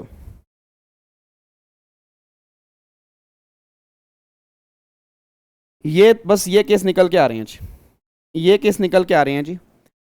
कैपिटल गुड्स है, स्टार्टिंग से कॉमन है, उस केस में अपॉर्शनमेंट कैसे करनी है? कैपिटल गुड्स है, स्टार्टिंग से टैक्सेबल है, फिर आपने कॉमन यूज किया है। कैपिटल गुड्स है, एग्जम्प्टेड है, फिर आपने कॉमन यूज किया है। इस केस में क्या होगा आप सुनना ध्यान से, मैं कहना क्या चाह रहा हूँ। अब 2 मिनट रुक जाओ जी। अब ये लाइव चैट एक बार बंद कर दो, एक बार लाइव चैट बंद कर दो। अब अगर मान लो इस तरह का यूज है तो फिर किस तरह से क्रेडिट बाइफरकेशन करना है? अब सबसे मेन मुद्दा बस ये निकल के आ रहा है। सबसे पहले ये समझो, सबसे पहले समझो, कैपिटल गुड्स में GST में, कैपिटल गुड्स की GST में हम जो लाइफ मानते हैं वो 60 महीने की मानते हैं, मतलब 5 साल की मानते हैं। पहले तो ये बात क्लियर कर दूं जी, फिक्स है, फिक्स लाइफ है, कोई आर्ग्यूमेंट नहीं है, कोई कुछ नहीं है। कैपिटल गुड्स की लाइफ GST में 5 साल मानी जाती है। 5 साल मतलब 60 महीने मानी जाती है। मतलब गवर्नमेंट ये जीएसटी में एज्यूम करती है कि जो भी तुम कैपिटल गुड्स लोगे ना उसकी जीएसटी में 5 साल की लाइफ है, 5 साल के बाद उसकी वैल्यू हमारे जीएसटी में जीरो हो जाएगी, चाहे प्रैक्टिकल लाइफ में जीरो हो या ना हो। अब मुझसे कोई आर्ग्यूमेंट मत करना कि 5 साल के बाद जीरो तो होती नहीं है, यूज हो रही होती है। मेरे घर में एसी पड़ा है 20 साल पुराना है, मेरे घर में स्कूटर है 40 साल पुराना है, मेरे पापा की बाइक है 20 साल पुरानी है, उनकी बातें अपने घर में रख लो जी। जो लॉ में लिखे उसकी बात मानेंगे। 5 साल की लाइफ है, गवर्नमेंट कह रही है हमारे जीएसटी में लाइफ 5 साल है, हम 5 साल में कर देंगे इसकी वैल्यू जीरो, हम 5 साल में कर देंगे इसकी वैल्यू जीरो, चाहे तुम्हारी 20 साल चले चाहे 30 साल चले, हमारे लिए उसकी मैटर नहीं करता, हम इसकी लाइफ 5 साल मानेंगे जी। ठीक है जी। और 5 साल का मतलब कितने महीने निकल के आ रहा है? 60 महीने निकल के आ रहा है जी। ठीक है जी। भरत कह रहा है सर कैसे होती है वैल्यू जीरो? एक बात मुझे बताओ, जब लाइफ 5 साल मान ली, 5 साल लाइफ मान ली, आपने 5 लाख की एसेट ली, ठीक है, 5 साल की एसेट ली और 5 साल की लाइफ मान रहे हैं, तो 5 साल के बाद जीएसटी में क्या वैल्यू जीरो नहीं हो जाएगी? अब इसको भी कैलकुलेट करके मेरे को सिखाना पड़ेगा सर। मतलब कैसे कैसे कैसे क्वेश्चन पूछ रहे हो आप? 5 लाख की मशीन है, 5 साल की लाइफ है, हर साल 1 लाख रुपए की वैल्यू गिरेगी, तो 5 साल में तो जीरो हो जाएगी ना। मैं नहीं खेलूंगा जी। इधर देखो ध्यान से, वापिस आओ। तो यहाँ पे पहली बात तो ये क्लियर करो कि वैल्यू हमें लाइफ कितनी माननी है? 5 साल माननी है। 5 साल के बाद हमें 60 महीने माननी है। ये बात क्लियर है? अच्छा, अब रिटर्न जो हम फाइल करते हैं वो फाइल करते हैं मंथली बेस पे। ये भी क्लियर है ना आपको कि रिटर्न जो हम फाइल करते हैं वो फाइल करते हैं मंथली बेस पे। मतलब क्रेडिट लेना और क्रेडिट रिवर्सल ये सारा कुछ मंथली बेस पे होता है जी। रूल नंबर 43 में थोड़ी सी टेक्निकलिटी आएगी सर, अपना दिमाग यहाँ पे लेके चलना। वो रूल नंबर 42 जितना ईजी नहीं है। सबसे पहली बात ये समझो कि जो कॉमन क्रेडिट है, ठीक है, जो कॉमन क्रेडिट है उसकी बाइफर्केशन कैसे करनी है। उससे पहले कैपिटल गुड्स की लाइफ 5 साल है, 5 साल मतलब 60 महीने है। और दूसरी बात, जो भी क्रेडिट लेना देना होता है, मतलब जो भी रिवर्सल होता है और जो लेना होता है वो मंथली बेस पे होता है। रीजन, क्योंकि हम रिटर्न फाइल करते हैं मंथली अगले महीने की 20 तारीख को, अगले महीने की 20 तारीख को। तो उसी में रिवर्सल की बात होती है, उसी में लेने की बात होती है। तो जब भी हम क्रेडिट निकालेंगे वो मंथली बेस पे निकालेंगे। बच्चा कह रहा है ऐसा आपने हमें इनपुट और इनपुट सर्विस वाले केस में तो कराया नहीं था, वहां मैं क्यों कराऊं, वहां मैं क्यों कराऊं? वहां पर बात इनपुट और इनपुट सर्विस की हो रही है, तो भाई साहब उसमें 5 साल की बात कहां से आ गई? ये तो कैपिटल गुड्स आने वाले कई साल चलेगा तभी तो 5 साल की बात आ रही है ना सर। वो तो होगा ही उस महीने का। तो गवर्नमेंट कह रही है उसमें हम डिवाइड बाय मतलब 60 महीने की बात क्यों करेंगे? ये कैपिटल गुड्स के अंदर ही होगी जिसका बेनिफिट लॉन्ग टर्म होगा, इसकी लाइफ 5 साल की होती है। अब सुनना ध्यान से, मैं कहना क्या चाह रहा हूं मुझे। अब मेरे कुछ क्वेश्चन है, आप मुझे आंसर देना। एक बात मुझे बताओ, मान लो 5 लाख की एक एसेट ली है। हेलो भैया, इधर इधर सीधे इधर देखो, इधर इधर इधर देखो, 5 लाख की एसेट ली है, इस पे 18% जीएसटी है, 90,000 रुपये का जीएसटी है, 90,000 रुपये का जीएसटी है। और इस कैपिटल गुड्स को आप स्टार्टिंग से कॉमन यूज कर रहे हो, इस कैपिटल गुड्स को आप स्टार्टिंग से कॉमन यूज कर रहे हो।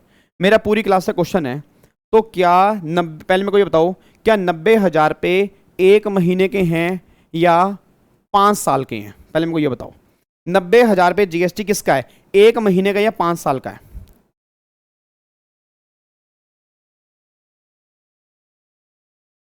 पहले थोड़ा सा ये क्लियर कर लिया जाए कि जो ये 90 महीने मतलब जो ये 90,000 रुपये क्रेडिट है, ये 5 साल का है या 1 महीने का है जी? हाँ जी, 5 लाख की है, 18% जीएसटी है, 90,000 रुपये का जीएसटी है। तो ये वैल्यू जो आपने निकाली है, कि ये 1 महीने की निकाली है, 5 साल की निकाली है? 5 साल की निकाली है। 5 साल का मतलब कितने महीनों की निकाली है? 90,000 पे 60 महीनों की वैल्यू निकाली है। तो 90,000 डिवाइड बाय 60 करना एक बार। अगर मैं 90,000 डिवाइड बाय 60 करूंगा तो 1 महीने का निकल के आ गया 1500 रुपये। 1 महीने का कितना निकल के आ गया? 1500 रुपये। अब सबसे पहली बात ना, हमें जो रिवर्सल करना है, हमें जो रिवर्सल करना है वो रिवर्सल किस में से करना है? हमें 1500 में से रिवर्सल करना है, हमें 90,000 में से रिवर्सल नहीं करना। गवर्नमेंट कह रही है भाई कैपिटल गुड्स तो आने वाले 5 साल में रिवर्सल, मतलब 5 साल तक इसका रिवर्सल होगा। भाई इसका रिवर्सल 5 साल तक होगा। इसमें तुझे ऐसा नहीं करना कि 90,000 पे है तो 90,000 में से रिवर्सल कर दो। गवर्नमेंट कह रही पागल है क्या तू? मतलब सिंपल सी बात है, कोई ये इनपुट या इनपुट सर्विस है क्या जो भी कंज्यूम हो जाएगा?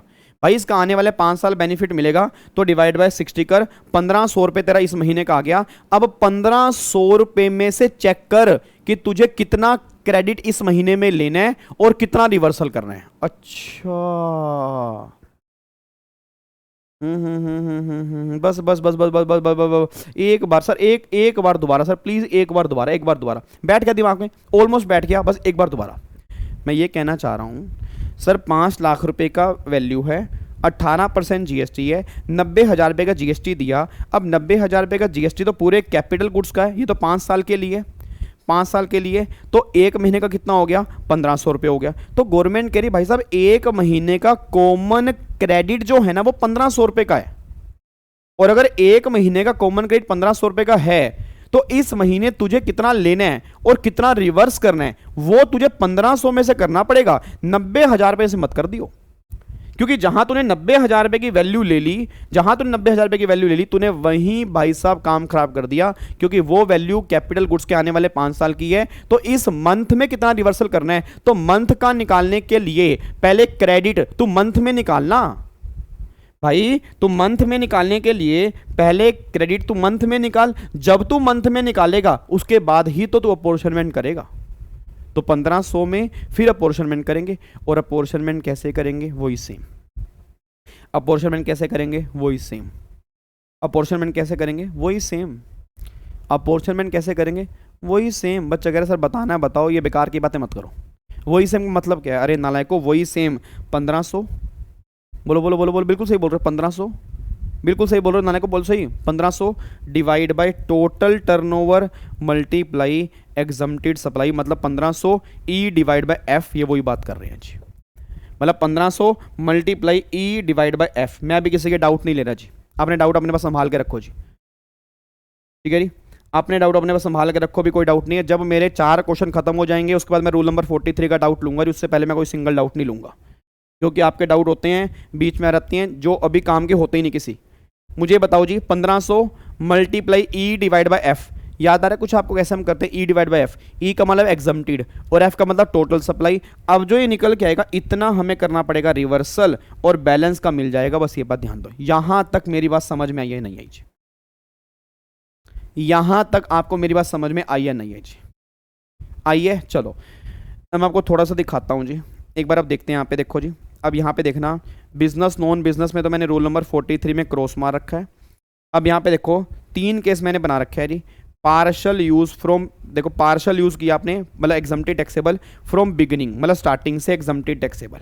फिर first use in exempt then use in exempted and taxable, second case ये हो गया।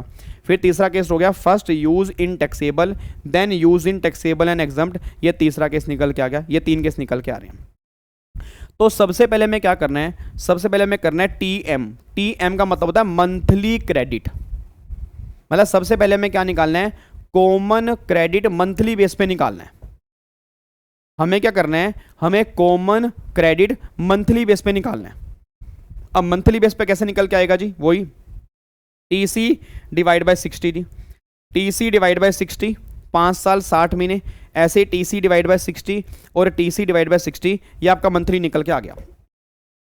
अभी इसको एक बार छोड़ दो, ये 5% मैंने क्या लिखा है, और अगर आप चेक करोगे ना 5% वाला पॉइंट मैंने सिर्फ इसी के साथ लिखा है और मैंने किसी के साथ नहीं लिखा जी, मतलब सिर्फ मैंने बीच वाले के साथ लिखा है। ऐसा मैंने क्यों लिखा है ये भी थोड़ी देर के बाद आपको बताऊंगा। अभी सिर्फ इतना देखो, TC divide by 60, TC divide by 60, TC divide by 60, ये मेरा टीएम निकल के आ गया। टीएम का मतलब होता है मंथली क्रेडिट। अच्छा, अब ये जो मंथली क्रेडिट निकल के आया, क्या ये मुझे सारा मिल जाएगा या अब इसकी अपॉर्शनमेंट करनी है? भाई ये क्या मुझे सारा मिल जाएगा या इसकी मुझे अपॉर्शनमेंट करनी है? इसकी मुझे अपॉर्शनमेंट करनी है ना, तो बस यहाँ पे टी आर, यहाँ पे टी आर टी एम आएगा, सॉरी यहाँ पे ये टी एम आएगा ना, टी एम जो आपका ये निकल के आया T M multiply E divide by F, multiply E divide by F, यहाँ पे मेरा टी ई आएगा, ये ई आएगा टी ई का मतलब एलिजिबल क्रेडिट कितना, इन एलिजिबल कितना होगा, एलिजिबल कितना होगा, इससे निकल के आ जाएगा। ठीक है, अब ई का मतलब एग्जम्प्टेड से लिंक कितना है, तो टी ई मेरा कैसे निकल के आएगा? E divide by F multiply T M. T M मेरा ये निकल के आ रहा है मंथली वाला, ई की क्या मतलब क्या हो गया? एग्जम्प्टेड, और एफ का मतलब क्या हो गया, टोटल। अब ये जो निकल के आएगा, इतना क्रेडिट मुझे रिवर्स करना है, इतना क्रेडिट मुझे रिवर्स करना है। अब एक बात मुझे बताओ, रूल नंबर 42 में कैसे करते थे रिवर्सल? रूल नंबर 42 में रिवर्सल कैसे करते थे? रूल नंबर 42 में क्या आउटपुट टैक्स लाइबिलिटी में इंक्रीज करके दिखाते थे या क्रेडिट लेजर से माइनस करके दिखाते थे? एक बार मेरे को ये बताओ, रूल नंबर 42 में अपोर्शनमेंट कैसे करते थे? हाँ जी, रूल नंबर 42 में अपोर्शनमेंट कैसे करते थे? रूल नंबर 42 में उसमें क्रेडिट लेजर में से माइनस करके दिखाते थे। आपको मैंने कहा था कि आपको सेकंड पैटर्न यूज नहीं करना, वहां फर्स्ट पैटर्न यूज करना है। यहां पे गवर्नमेंट कह रही है जो तुम्हें रिवर्सल करना है वो कैसे करना है, added to output tax liability, मतलब इसमें तुम्हें आउटपुट टैक्स लाइबिलिटी में इंक्रीज करके दिखाना है, बस ये बात ध्यान दो। मतलब वहां पे हम रिवर्सल का पहला मेथड यूज करते थे, यहाँ पे रिवर्सल का सेकंड मेथड यूज कर रही है जी। अब भला है बुरा है जैसा भी है, मेरा पति मेरा देवता है जी। हम यहाँ पे रूल नंबर 43 में इस तरह से करेंगे, बट प्रैक्टिकली बताऊं, प्रैक्टिकली लोग क्रेडिट लेजर में से भी रिवर्स करके दिखाते हैं तो भी गवर्नमेंट कुछ नहीं कहती।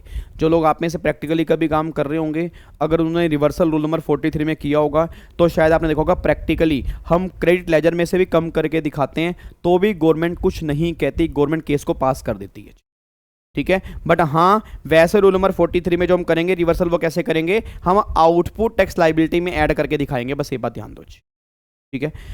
बच्चा कह रहा है सर 1 मिनट रुको, अब ना थोड़ा सा दिमाग में ना ग्रिप बनाने दो। मतलब अभी तक जो आपने रूल नंबर 43 में कराया, एक बार उसको थोड़ा सा समझने दो क्या कराया। 1 मिनट लंबा गहरा सांस लेते हैं पहले तो सबसे पहले आपने क्या बोला, सबसे पहले आपने बोला टोटल आईटीसी जो बनता है वो बुक कर लो, फिर माइनस में नॉन बिजनेस वाला हटा दो, फिर एग्जम्प्टेड सप्लाई वाला हटा दो एक्सक्लूसिव, फिर ब्लॉक वाला हटा दो, फिर बन जाएगा बैलेंस आईटीसी, बैलेंस आईटीसी बच जाएगा। फिर बैलेंस आईटीसी में से टैक्सेबल वाला, बैलेंस आईटीसी में से टैक्सेबल वाला हटा दो। अब ये बच गया मेरा कॉमन क्रेडिट, ये मेरा बच गया कॉमन क्रेडिट। अब इस कॉमन क्रेडिट के 2 हिस्से होंगे, बिजनेस या non business, exempted non exempted. इस केस में रूल नंबर 43 हमें लगाना ही नहीं है। एग्जम्प्टेड नॉन एग्जम्प्टेड के 3 केस होंगे, या तो स्टार्टिंग से कॉमन कर रहे हो, या पहले एग्जम्प्टेड था फिर कॉमन था, या पहले टैक्सेबल था फिर कॉमन था, ठीक है जी। अब जो भी था, अब जो आपने जीएसटी निकाला होगा, जो तुम्हारा कॉमन क्रेडिट निकल के आया होगा, ये कॉमन क्रेडिट होगा। पहली बात तो ये जो आपने निकाला ये मतलब पूरे 5 साल का होगा, पूरा टोटल होगा ना, ये पूरे 5 साल का होगा। तो उसको जो भी आ रहा है, मतलब जो भी तुम्हारा कॉमन क्रेडिट आ रहा है divide by 60, common credit divide by 60, common credit divide by 60, इसको तुमने मंथ में कन्वर्ट कर लिया, ये तुम्हारा मंथ में निकल के आ गया। अब जो तुम्हारा मंथ में निकल कर आया M multiply E divide by F, ठीक है। ऐसे M multiply E divide by F और ऐसे M multiply E divide by F, ये जो निकल के आएगा इतना तुम्हें करना है रिवर्सल, इतना तुम्हें करना है रिवर्सल। अब रिवर्सल के 2 तरीके होते हैं, या तो क्रेडिट लेजर में से कम करके दिखा दो, या फिर क्रेडिट उतना ही रहने दो, अपनी आउटपुट टैक्स लाइबिलिटी में ऐड करके दिखा दो। तो गवर्नमेंट कह रही है जो तुम्हें इसमें तरीका यूज करना है, वो जो तुम्हारी आउटपुट टैक्स लाइबिलिटी होगी उसमें तुम्हें ऐड करके दिखाना है, तुम्हें ये वाला तरीका यूज नहीं करना, तुम्हें ये वाला तरीका यूज करना है जी। ये रूल नंबर 43 है। यहां तक कोई दिक्कत हो तो बताओ जी, यहां तक कोई भी दिक्कत, कोई भी परेशानी, कुछ भी अजीब लग रहा हो तो मुझे बताओ जी।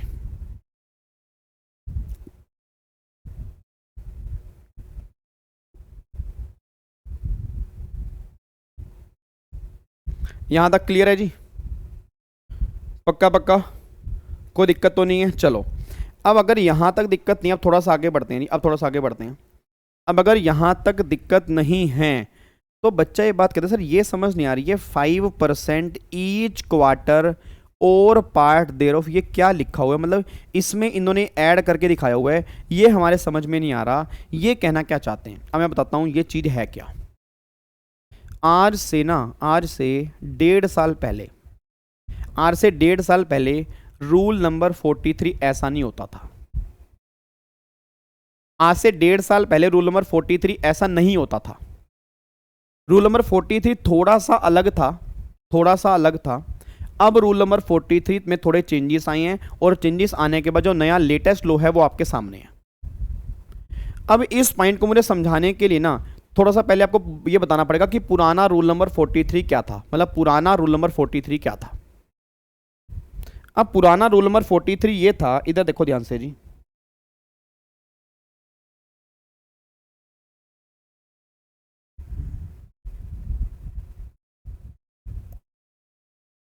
इधर देखो यहां पे।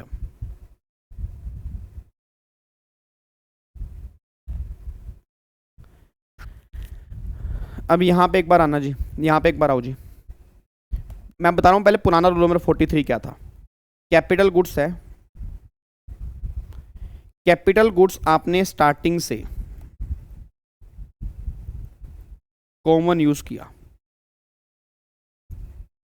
एक केस तो ये, पहले आपने यूज किया फर्स्ट एग्जम्प्टेड में, पहले एग्जम्प्टेड में, देन फिर आपने यूज किया कॉमन। ठीक है। तीसरा केस निकल के आ रहा है कि फर्स्ट आपने यूज किया टैक्सेबल में, और देन आपने यूज किया कॉमन, देन आपने यूज किया कॉमन। ये केस आपका निकल के आ रहा है। ठीक है। अब सुनना ध्यान से, मैं कहना क्या चाह रहा हूं। अब अगर स्टार्टिंग से कॉमन किया, अगर स्टार्टिंग से कॉमन किया तो क्या निकल के आया, जो भी क्रेडिट है आपका डिवाइड बाय 60। अब इस केस में ना गवर्नमेंट ये बात कहती थी, गवर्नमेंट ये बात कहती थी, एक बात बता विवेक, कि तूने बोला कि जब तूने कैपिटल गुड्स परचेज किया तो स्टार्टिंग से तूने एग्जम्प्टेड में यूज किया, तो तूने कितने साल एग्जम्प्टेड में यूज किया था। तो मैंने कहा सर 2 साल मैंने एग्जम्प्टेड में यूज किया था, उसके बाद फिर मैं कॉमन यूज करने लग गया। अब गवर्नमेंट ने कहा मतलब कैपिटल गुड्स की लाइफ 5 साल होती है, तो 2 साल तूने एग्जम्प्टेड में यूज किया, फिर 3 साल तूने कॉमन में किया। तो गवर्नमेंट कहती थी 2 साल जो तूने एग्जम्प्टेड में यूज किया ना, उसका आईटीसी पहले अपनी बुक से हटा। भाई जो तूने एग्जम्प्टेड में यूज किया उसका तुझे आईटीसी मिलेगा ही नहीं ना, उसका तुझे आईटीसी मिलेगा ही नहीं, एग्जम्प्टेड वाले का मिलेगा ही क्यों। तो उसको तू अपनी बुक से हटा दे। मतलब जितना भी तूने एग्जम्प्टेड में यूज किया 2 साल, उसको तू हटा दे, और बैलेंस बचा हुआ क्रेडिट उसको तू कॉमन यूज मान के चल। मैंने कहा सर मैं समझा नहीं। मैं ये कहना चाह रहा हूं, मान लो कैपिटल गुड्स है, 90,000 रुपये का मैंने जीएसटी पे किया, तो 90,000 रुपये का मैंने जीएसटी पे किया। अब 90,000 रुपये का मतलब गवर्नमेंट कह रही है 90,000 रुपये का तुमको आईटीसी तब मिलेगा अगर तू उसको 5 साल यूज करेगा। भाई 90,000 रुपये का जीएसटी तुझे तब मिलेगा अगर तू उसको 5 साल यूज करेगा। ये तो गवर्नमेंट कहना चाह रही है। गवर्नमेंट का ना मोटिव समझो, गवर्नमेंट का मोटिव क्या है कि गवर्नमेंट कैपिटल गुड्स का आईटीसी जो अलाउड कर रही है वो ये सोच के अलाउड कर रही है कि तुम 5 साल इसको बिजनेस में यूज करोगे। अगर 5 साल से पहले तुम इसको बिजनेस से बाहर निकाल दोगे तो मैं आगे रख के दिखाऊंगा, कल की क्लास में हम सेक्शन 18 स्टार्ट करेंगे, उसमें रिवर्सल हो जाता है। तो गवर्नमेंट कह रही है हमने तो ये माना था कि भाई 90,000 रुपये का जीएसटी है, तू 5 साल बिजनेस में यूज करेगा, और बिजनेस का मतलब ही तू टैक्सेबल सप्लाई में यूज करेगा। अब तूने 2 साल एग्जम्प्टेड में यूज किया, तो अगर तेरा 2 साल एग्जम्प्टेड में है तो हम तुझे पूरे 90,000 रुपये का क्रेडिट कैसे अलाउड कर दें। लॉजिकल भी है भाई, लॉजिकल भी है ना कि 2 साल जब एग्जम्प्टेड में है तो 2 साल का बाहर निकाल दो, फिर जो बैलेंस बचेगा उसकी बात करो। तो मैंने गवर्नमेंट से बोला, मैंने कहा गवर्नमेंट फिर अब करना क्या मुझे ये बताओ। गवर्नमेंट कह रही भाई 2 साल जो तूने एग्जम्प्टेड में किया उसको तू हटा दे यहाँ से, बैलेंस जो है तो बैलेंस कॉमन मान ले। तो मैंने कहा सर मैंने एग्जम्प्टेड में कितना किया वो कैसे पता लगेगा। गवर्नमेंट कहती है 5% each quarter or part thereof, 5% each quarter or part thereof. अब अगर 5% each quarter or part thereof है तो 1 साल में कितने क्वार्टर होते हैं जी, 1 साल में होते हैं 4 क्वार्टर। 2 साल में कितने क्वार्टर होते हैं, 4 क्वार्टर और हो गए, कितने क्वार्टर हो गए, 8 क्वार्टर। अब हर क्वार्टर का 5% है। अब अगर हर क्वार्टर का 5% है, हर क्वार्टर का,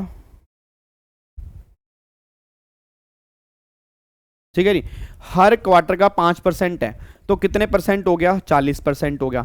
40% हो गया तो गवर्नमेंट ये बात कहना चाहती है कि 90,000 में से 90,000 में से 40% तू माइनस कर दे। भाई 90,000 में से 40% माइनस कर दे तो मतलब भगवान झूठ ना बोलवाए, 36,000 माइनस करके 54,000 का आईटीसी तुझे मिलेगा, तुझे 90 का नहीं मिलेगा, क्योंकि 2 साल जो तेरा एग्जाम्प्टेड में उसको हम बाहर निकाल देंगे और बैलेंस इतने का तू अवेल कर पाएगा। ये बात ध्यान दो, ये तेरा कॉमन क्राइट है। आज से 1.5 साल पहले ये तरीका रूल नंबर 43 में था। आज से 1.5 साल पहले ये तरीका रूल नंबर 43 में था। ये तरीका रूल नंबर 43 में था। मतलब करते क्या थे, जितना हम एग्जम्प्टेड में यूज करते थे ना, उतने को बाहर निकाल के जो बैलेंस आईटीसी बचता था उसके अपॉर्शनमेंट की बात करते थे। अभी तक 1.5 साल पहले हम यही काम कर रहे थे। और कब से कर रहे थे? स्टार्टिंग से काम कर रहे थे।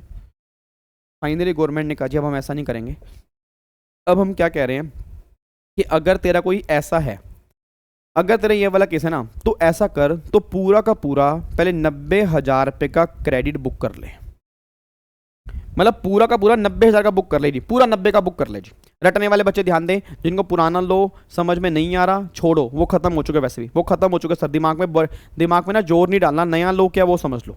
नया लो ये बात कहना चाह रहा है कि सबसे पहले तुम 90,000 रुपये का पूरा क्रेडिट बुक कर लो।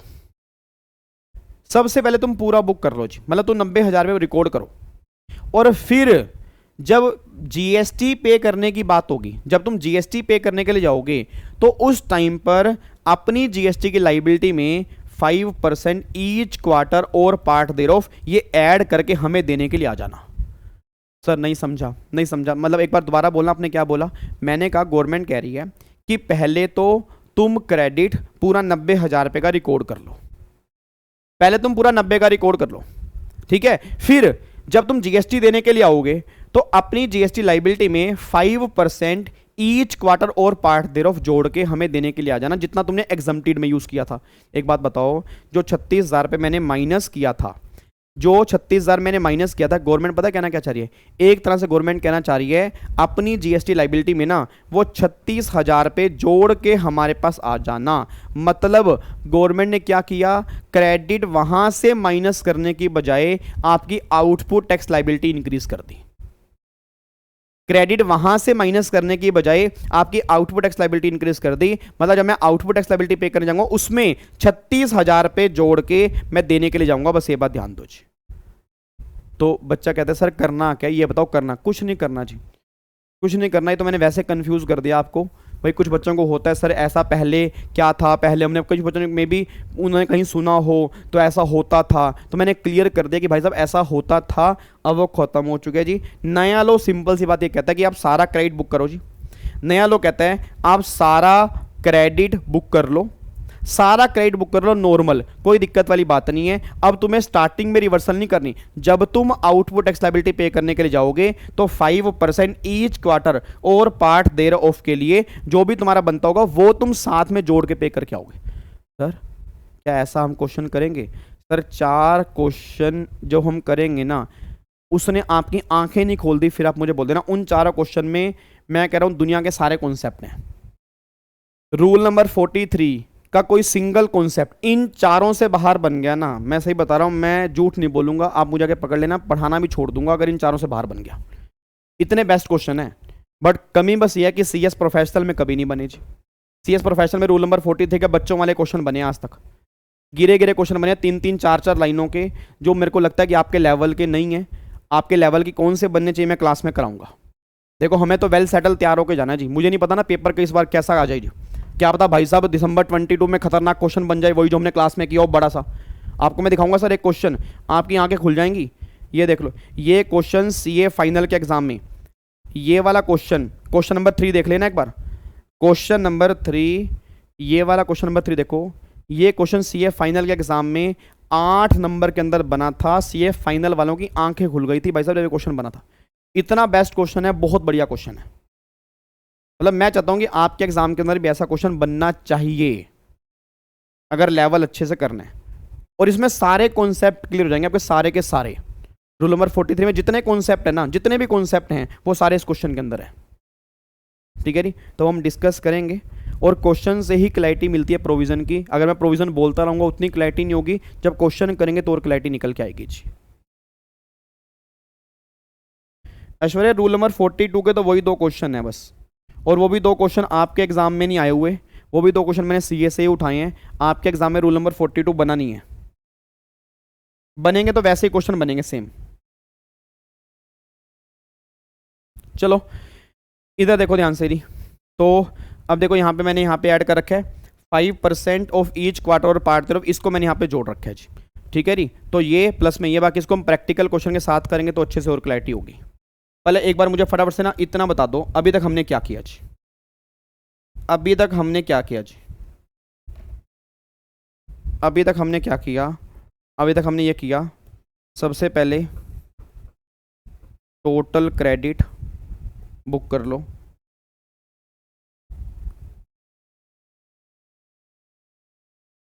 ठीक है जी। उसके बाद माइनस कर दो नॉन बिजनेस,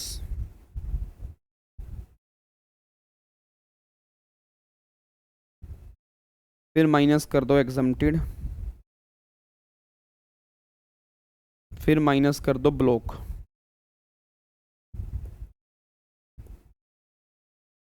ये मेरा बच गया बैलेंस। माइनस में कर दो टैक्सेबल, ठीक है, ये मेरा बच गया कॉमन। कॉमन के अब 2 टुकड़े होते हैं वैसे तो, exempted non exempted, business non business, ये तो हटा ही दो यहाँ से।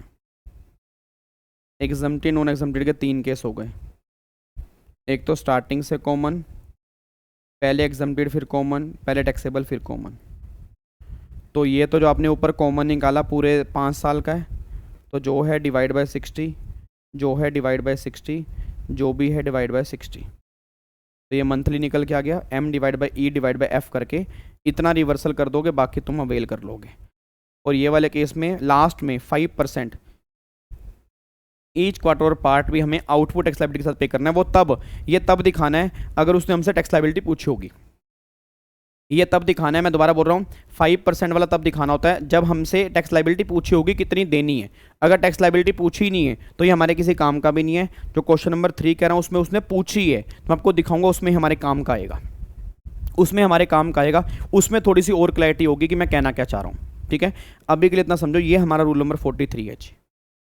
ठीक है, अब एक बार ऐसा करते हैं, रूल नंबर 43 के ना क्वेश्चन करते हैं, क्वेश्चन से अच्छा फ़ायदा होगा, नहीं तो ऐसे बिना बात के ना हम प्रोविज़न पढ़ते रहेंगे और प्रोविज़न में क्लैरिटी जो आती है वो क्वेश्चन से आती है। इसलिए अब आ जाओ एक बार क्वेश्चन पे, क्वेश्चन नंबर 1 पे आओ जी।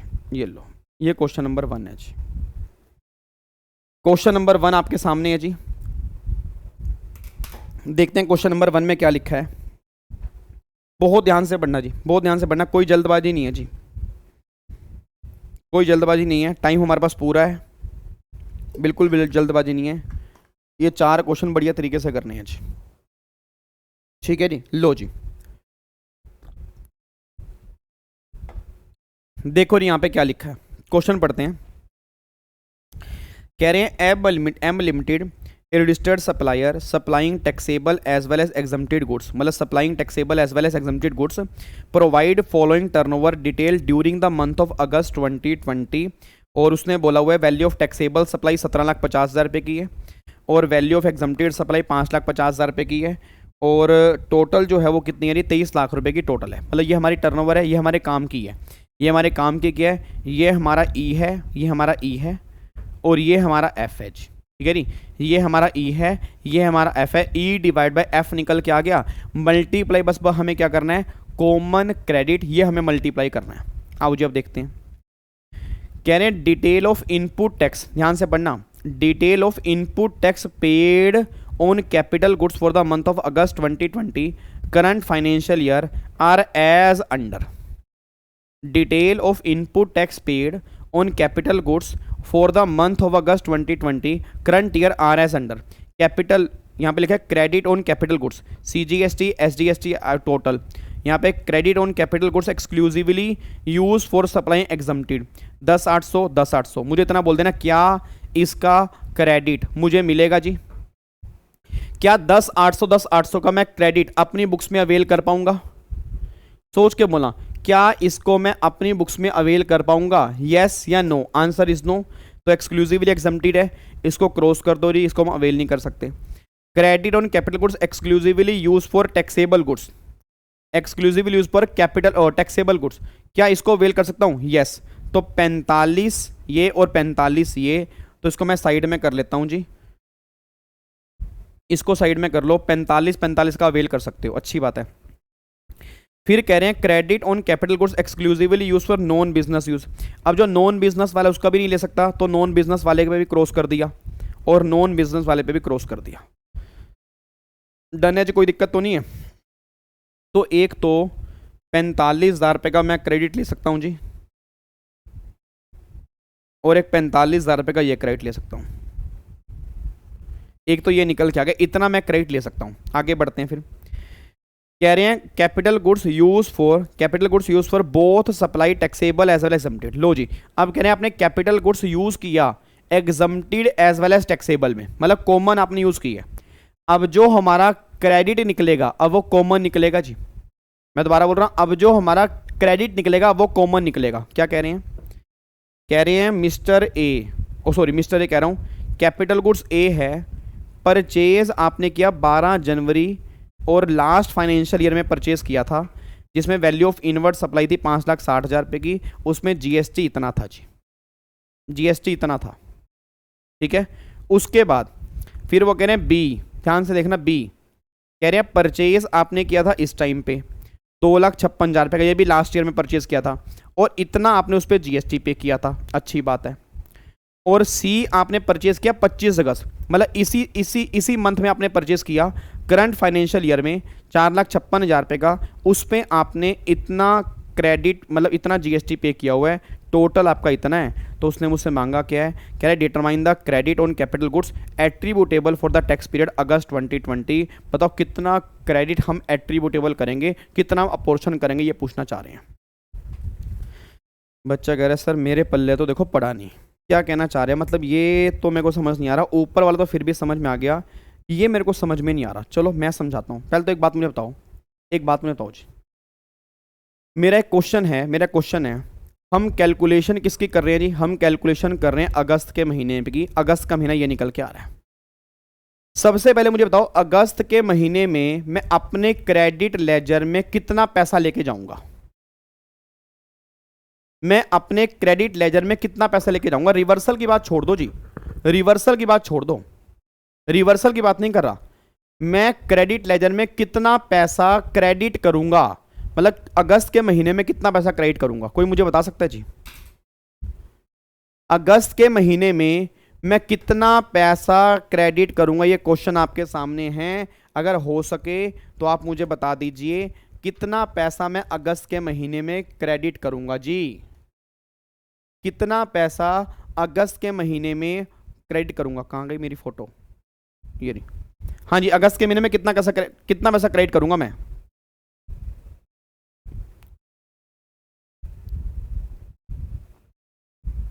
बताओ ना मुझे। अगस्त का तो मेरे को समझ में आ गया, कितना पैसा। क्वेश्चन आपके सामने है, क्वेश्चन आपके सामने है। क्रेडिट लेजर में कितना पैसा क्रेडिट करूंगा बताओ? 90,000। बहुत बढ़िया, वेरी गुड। 90,000, वेरी गुड, बहुत बढ़िया, कमाल हो गया जी, जबरदस्त, मजे ही आ गए, बहुत बढ़िया जी। सृष्टि कह रही है 45,000 CGST, 45,000 SGST। मनीष भी 45,000 CGST, 45,000 SGST। बहुत बच्चे नालायक देखे, बहुत नालायक बच्चे देखे, आप जैसे नहीं देखे। दर दर की ठोकरें खाई मैंने, कहाँ पीरों के गया, कहाँ माता रानी के गया, कहाँ नहीं गया मैं तुम्हें पाने के लिए। मैं ये आंसर देखने के लिए तरस जाता हूँ। जब तुम मुझे आंसर देते हो ना, सही में तरस जाता हूँ मैं। कमाल की बात, देखो मनीष 1,500 रुपये कह रहा है सर, 1,500 रुपये कह रहा है मनीष, 1,500 रुपये कह रहा है। कमाल हो गया। देखो मनीष ने 60 से भी डिवाइड कर दिया। बच्चे तो भाई साहब मनीष जैसे हो, मैं कह रहा हूँ बाकी हो ही ना। तो इधर देखो ध्यान से नालायक बच्चों, एक बात उन्हें सोच के बताओ, 45,000 तो ये क्रेडिट है, ठीक है री। और क्या ये 41,040 रुपये ये भी इस बार हम इलेक्ट्रॉनिक क्रेडिट लेजर में क्रेडिट नहीं करेंगे? बच्चा कह रहा है सर वो तो कॉमन यूज किया है। अरे भाई साहब कॉमन यूज किया है, क्रेडिट तो पूरा अवेल करोगे, उसके बाद में उसका रिवर्सल करोगे ना, उसके बाद में उसका रिवर्सल करोगे ना भाई। 45 तो ये हो गया, 45 तो ये हो गया। और जो ये 41,040 रुपये है ये भी तो अगस्त के महीने का है नालायकों, करंट ईयर का है। पूरा क्रेडिट बुक नहीं करोगे क्या? बच्चा कह रहा है कॉमन यूज है, तो कॉमन यूज में तो रिवर्सल होता है, कॉमन यूज में तो रिवर्सल होता है। निशा कह रही है मैंने राइट बोला। निशा ने आंसर क्या दिया था? 860। हाँ बिल्कुल, बहुत बढ़िया। क्लास में एक बच्चा तो चलो इंटेलिजेंट है, शुक्र है गुप्ता जी इंटेलिजेंट हैं जी, ठीक है जी। तो एक बात बता, 41,040 41,040, तो क्या ये क्रेडिट पूरा अवेल नहीं करोगे? क्या ये क्रेडिट आप पूरा अवेल नहीं करोगे? पूरा अवेल करोगे सर, वो तो रिवर्सल बाद में होगा ना इसका। भाई आपने इस महीने कैपिटल गुड्स परचेज किया, उसको यूज कर रहे हो कॉमन, तो जो भी आपने जीएसटी पे किया था गवर्नमेंट ने का क्रेडिट तो पूरा ही अवेल करोगे, रिवर्सल बाद में करोगे। तो 45 प्लस में 41,040, 45 प्लस में 41,040, अगर मैं टोटल कैलकुलेशन करूं 86040, 86040, इतना मुझे क्रेडिट रिवर्स करना पड़ेगा जी। मतलब इस सॉरी रिवर्स कह रहा हूं, इतना क्रेडिट मैं क्रेडिट लेजर में लेके जाऊंगा, बस ये बात ध्यान दो जी, ठीक है जी। इतना क्रेडिट मैं क्रेडिट लेजर में लेके जाऊंगा। अब मुझे बताओ जी, यहां तक कोई डाउट तो नहीं है? पहले यहां तक कोई डाउट तो नहीं है? देखो मैं इसमें धीरे धीरे चलूंगा। चल सर चाहे हो एक क्वेश्चन तो भी मुझे मंजूर है, बट डाउट इसमें होना नहीं चाहिए। ऐसा नहीं है कि आपके डाउट रह गए पूछते आप जा रहे हो, फिर मेरे से चाहे स्लो चलवा लो, मुझे कोई दिक्कत नहीं है, बट मैं कहता हूँ इसमें कोई दिक्कत तो नहीं है जी।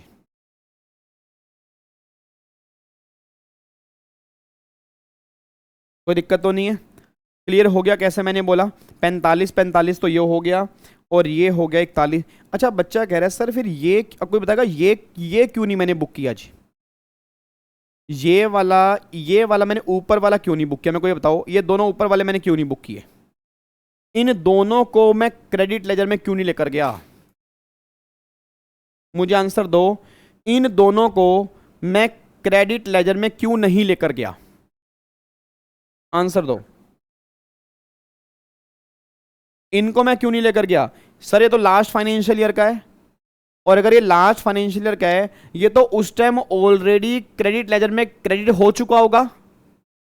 ये तो उस टाइम उसी मंथ में क्रेडिट लेजर में क्रेडिट हो चुका होगा, तो दोबारा से क्रेडिट क्यों करेंगे? इसलिए इसका तो मतलब ही नहीं है। सर जो इस महीने का वही तो जाएगा, ये तो लास्ट ईयर का है, तो लास्ट ईयर का तो भाई साहब उस टाइम उसके क्रेडिट लेजर में जा चुका होगा, तो दोबारा से हम इसको क्रेडिट नहीं करेंगे, इसलिए इसको हम यहां से बाहर निकाल रहे हैं, इसकी हम बात नहीं कर रहे। डन है जी, कोई दिक्कत तो नहीं है? चलो अब ये तो हो गया ये। अच्छा अब आ जाओ, अब एक तो हमें पता लग गया क्रेडिट लेजर में कितना क्रेडिट होगा, 86040, 86040, एक तो ये क्रेडिट होगा, ठीक है जी। दूसरा, अब मुझे करनी है अपोर्शनमेंट, अब मुझे अपोर्शनमेंट करनी है। अब मेरे को अपोर्शनमेंट कराओ, मेरे को बताओ अपोर्शनमेंट किस किस की करेंगे जी? मतलब मेरे को बताओ अपोर्शनमेंट किस किस की करेंगे? क्या इन दोनों को अगस्त के महीने में रिवर्स करेंगे? क्या इन दोनों को अगस्त के महीने में रिवर्स करेंगे? क्या इनको अगस्त के महीने में रिवर्स करेंगे? भाई अगस्त के महीने में हमें रिवर्सल भी तो दिखाना है ना, तो क्या इनको अगस्त के महीने में रिवर्सल करेंगे? क्या इन तीनों की रिवर्सल करेंगे या 41,040 की रिवर्सल करेंगे? क्या इन तीनों की रिवर्सल अगस्त के महीने में होगी या सिर्फ 41,040 की रिवर्सल होगी? बताना जी।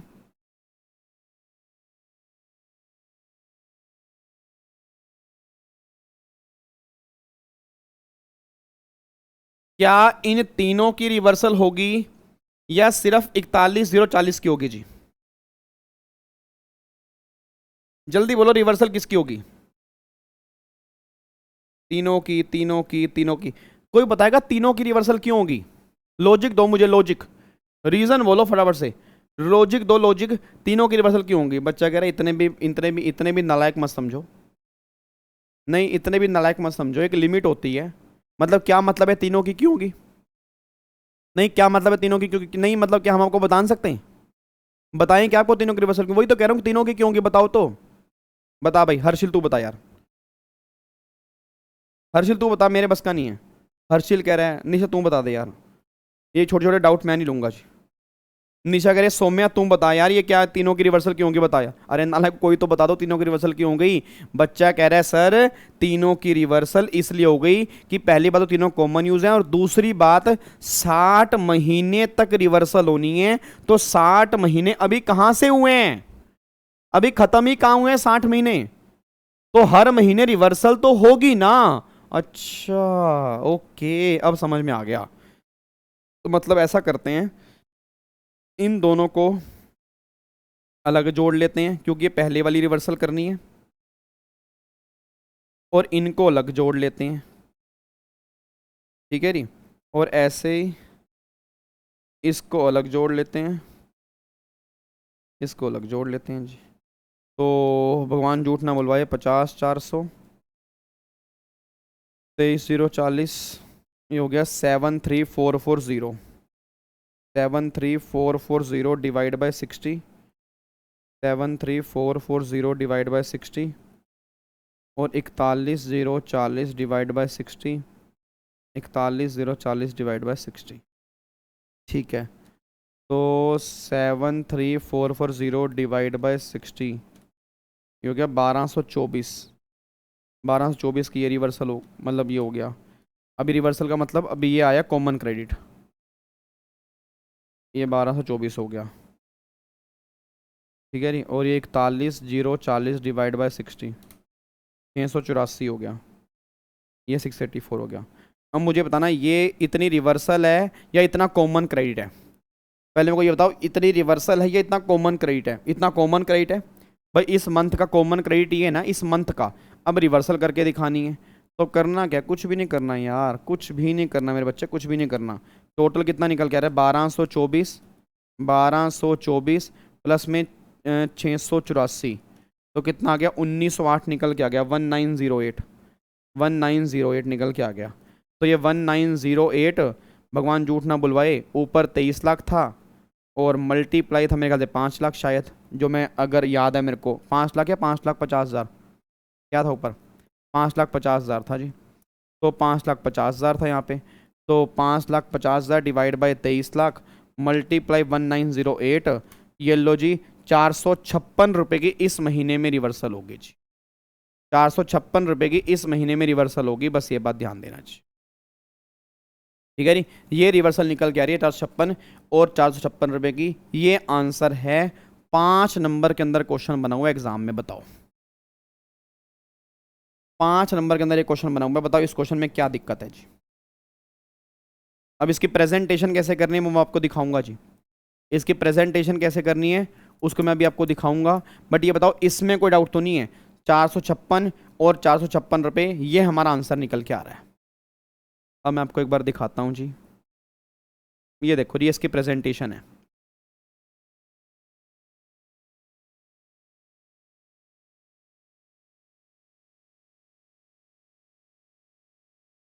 सर अगर अगस्त के मंथ में पुराने कैपिटल सेट एग्जम्प्ट में यूज़ नहीं हुए तो उस मंथ में रिवर्सल नहीं होगा ना? हर्षिल अगर क्वेश्चन चेंज कर दोगे तो आंसर चेंज हो जाएगा। अगर एग्जम्प्ट में यूज़ ही नहीं हुआ तो रिवर्सल क्यों करेंगे?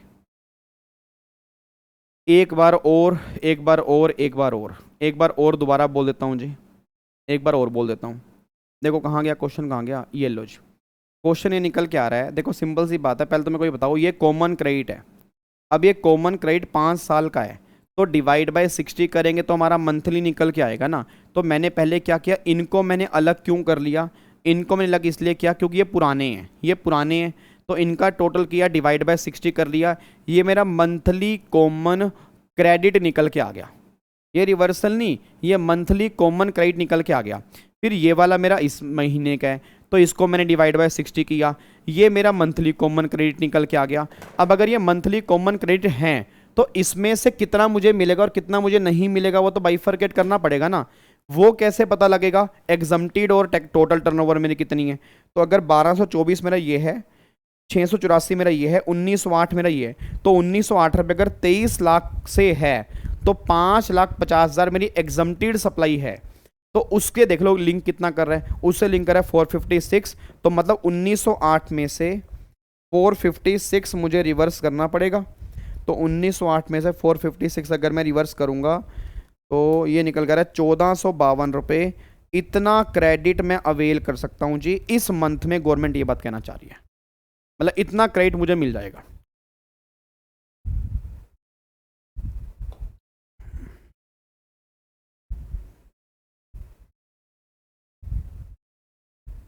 ठीक है जी। तो इतना मुझे रिवर्स करके दिखाना पड़ेगा, इतना मुझे रिवर्स करके दिखाना है। ये मेरा रिवर्सल है, ये मेरा रिवर्सल है जी।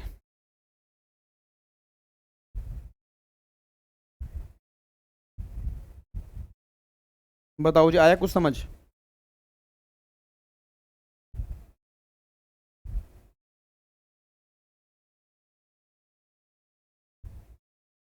बड़ा कुछ पल्ले? डन है?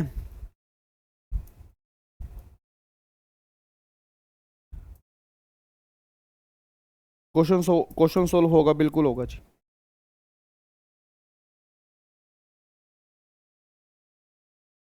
ठीक है, चलो अब ऐसा करते हैं। अब ये तो एक क्वेश्चन है, ये तो एक क्वेश्चन है ना। अब अगला क्वेश्चन ये वाला है, इसको मैं मार्क कर रहा हूं मोस्ट इंपोर्टेंट।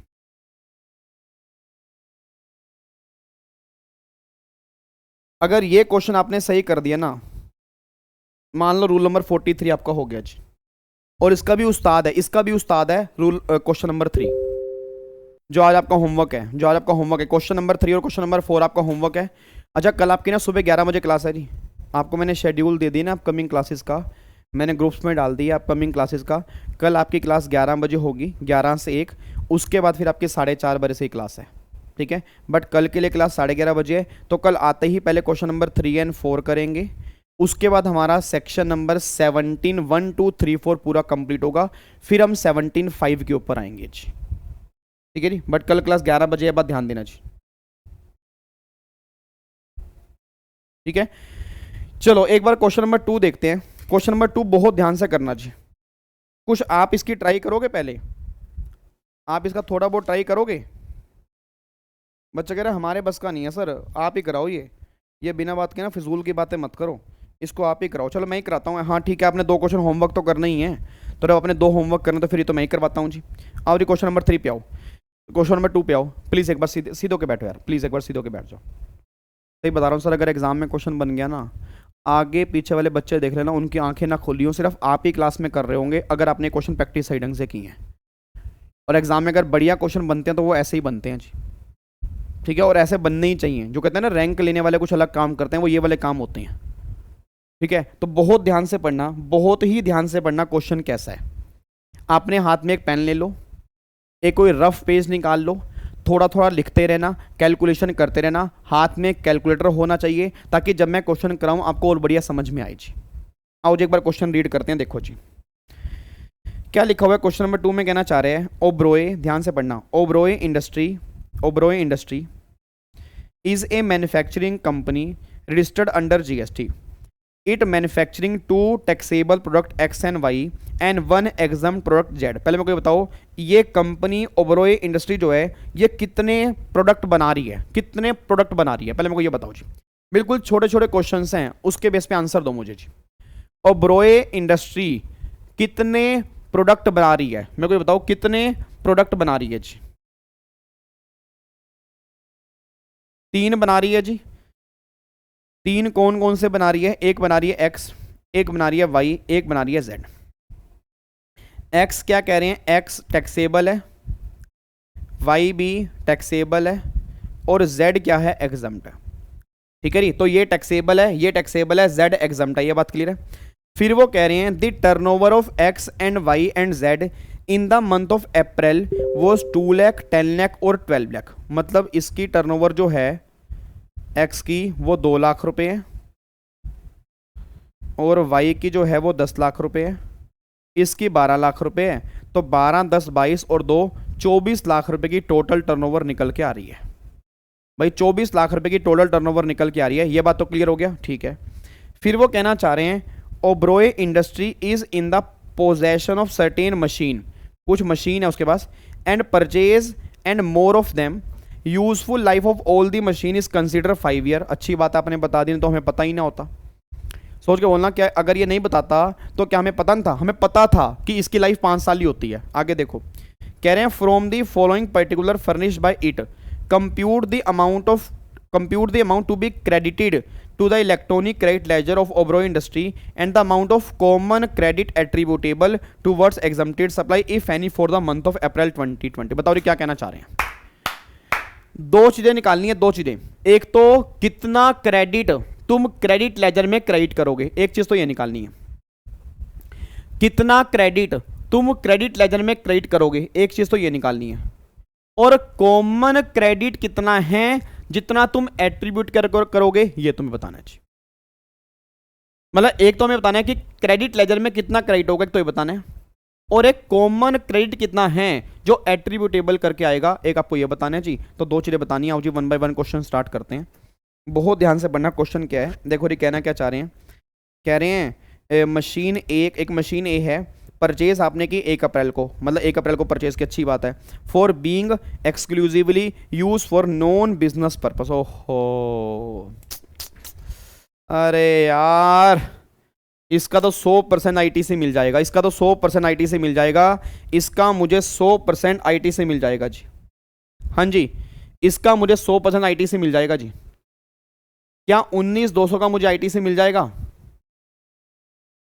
क्या 19,200 का मुझे आईटी से मिल जाएगा? अरे नहीं मिलेगा नालायकों, ये है इनएलिजिबल।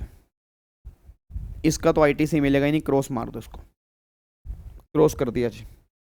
उसके बाद देखो जी, मशीन बी परचेज आपने किया अप्रैल से for being exclusively used in the manufacturing 0 rated supply. L आगे खून ही नहीं है, आज़ादी थोड़ा मिलेगी, नहीं मिलेगा, काटा मार दो, नहीं मिलेगा, काटा मार दो, नहीं मिलेगा या मिलेगा, मिलेगा मिलेगा मिलेगा, याद करो। Taxable supply include 0 rated supply. मिलेगा नहीं मिलेगा? यस मिलेगा। Taxable supply include 0 rated supply, तो इसका तो मुझे मिल जाएगा 38,400 रुपये, इसका मुझे मिल जाएगा। अच्छी बात है। उसके बाद देखो फिर मशीन सी जी, मशीन सी परचेज आपने किया अप्रैल 21 for being use in manufacturing of all the 3 product XYZ। पहले मुझे बताओ, अब देखो आपने मशीन सी परचेज की 96,000 रुपये की, तो ये तीनों में यूज कर रहे हो, तो क्या ये कॉमन यूज है या नहीं है? क्या ये कॉमन यूज है या नहीं? कॉमन यूज, क्या ये कॉमन यूज है या नहीं है? ऐसा करते हैं, इधर देखो ध्यान से। अगर मैं सिंपल सी भाषा के अंदर बोलूं तो इसके ना तीन टेबल बना लेते हैं। एक तो बना लेते हैं कॉमन क्रेडिट, एक बना लेते हैं credit in E credit ledger, कितना होगा, और एक बना लेते हैं इनएलिजिबल, एक बना लेते हैं इनएलिजिबल। ठीक है नी, अब ये 3 चीज़ें बनाते हैं। अब सबसे पहले मुझे बताना, जो मशीन ए थी, मशीन ए जो थी, मशीन ए परचेज किया आपने नॉन बिजनेस के लिए, तो अगर ये नॉन बिजनेस के लिए है तो ये इनएलिजिबल में जाएगा। कितना जाएगा इनएलिजिबल में? 19,200। फिर मशीन बी आपने 0 रेटेड में की है 38,400, तो ये कॉमन में तो है नहीं, ये रहेगा 38,400, यहाँ पे 38,400।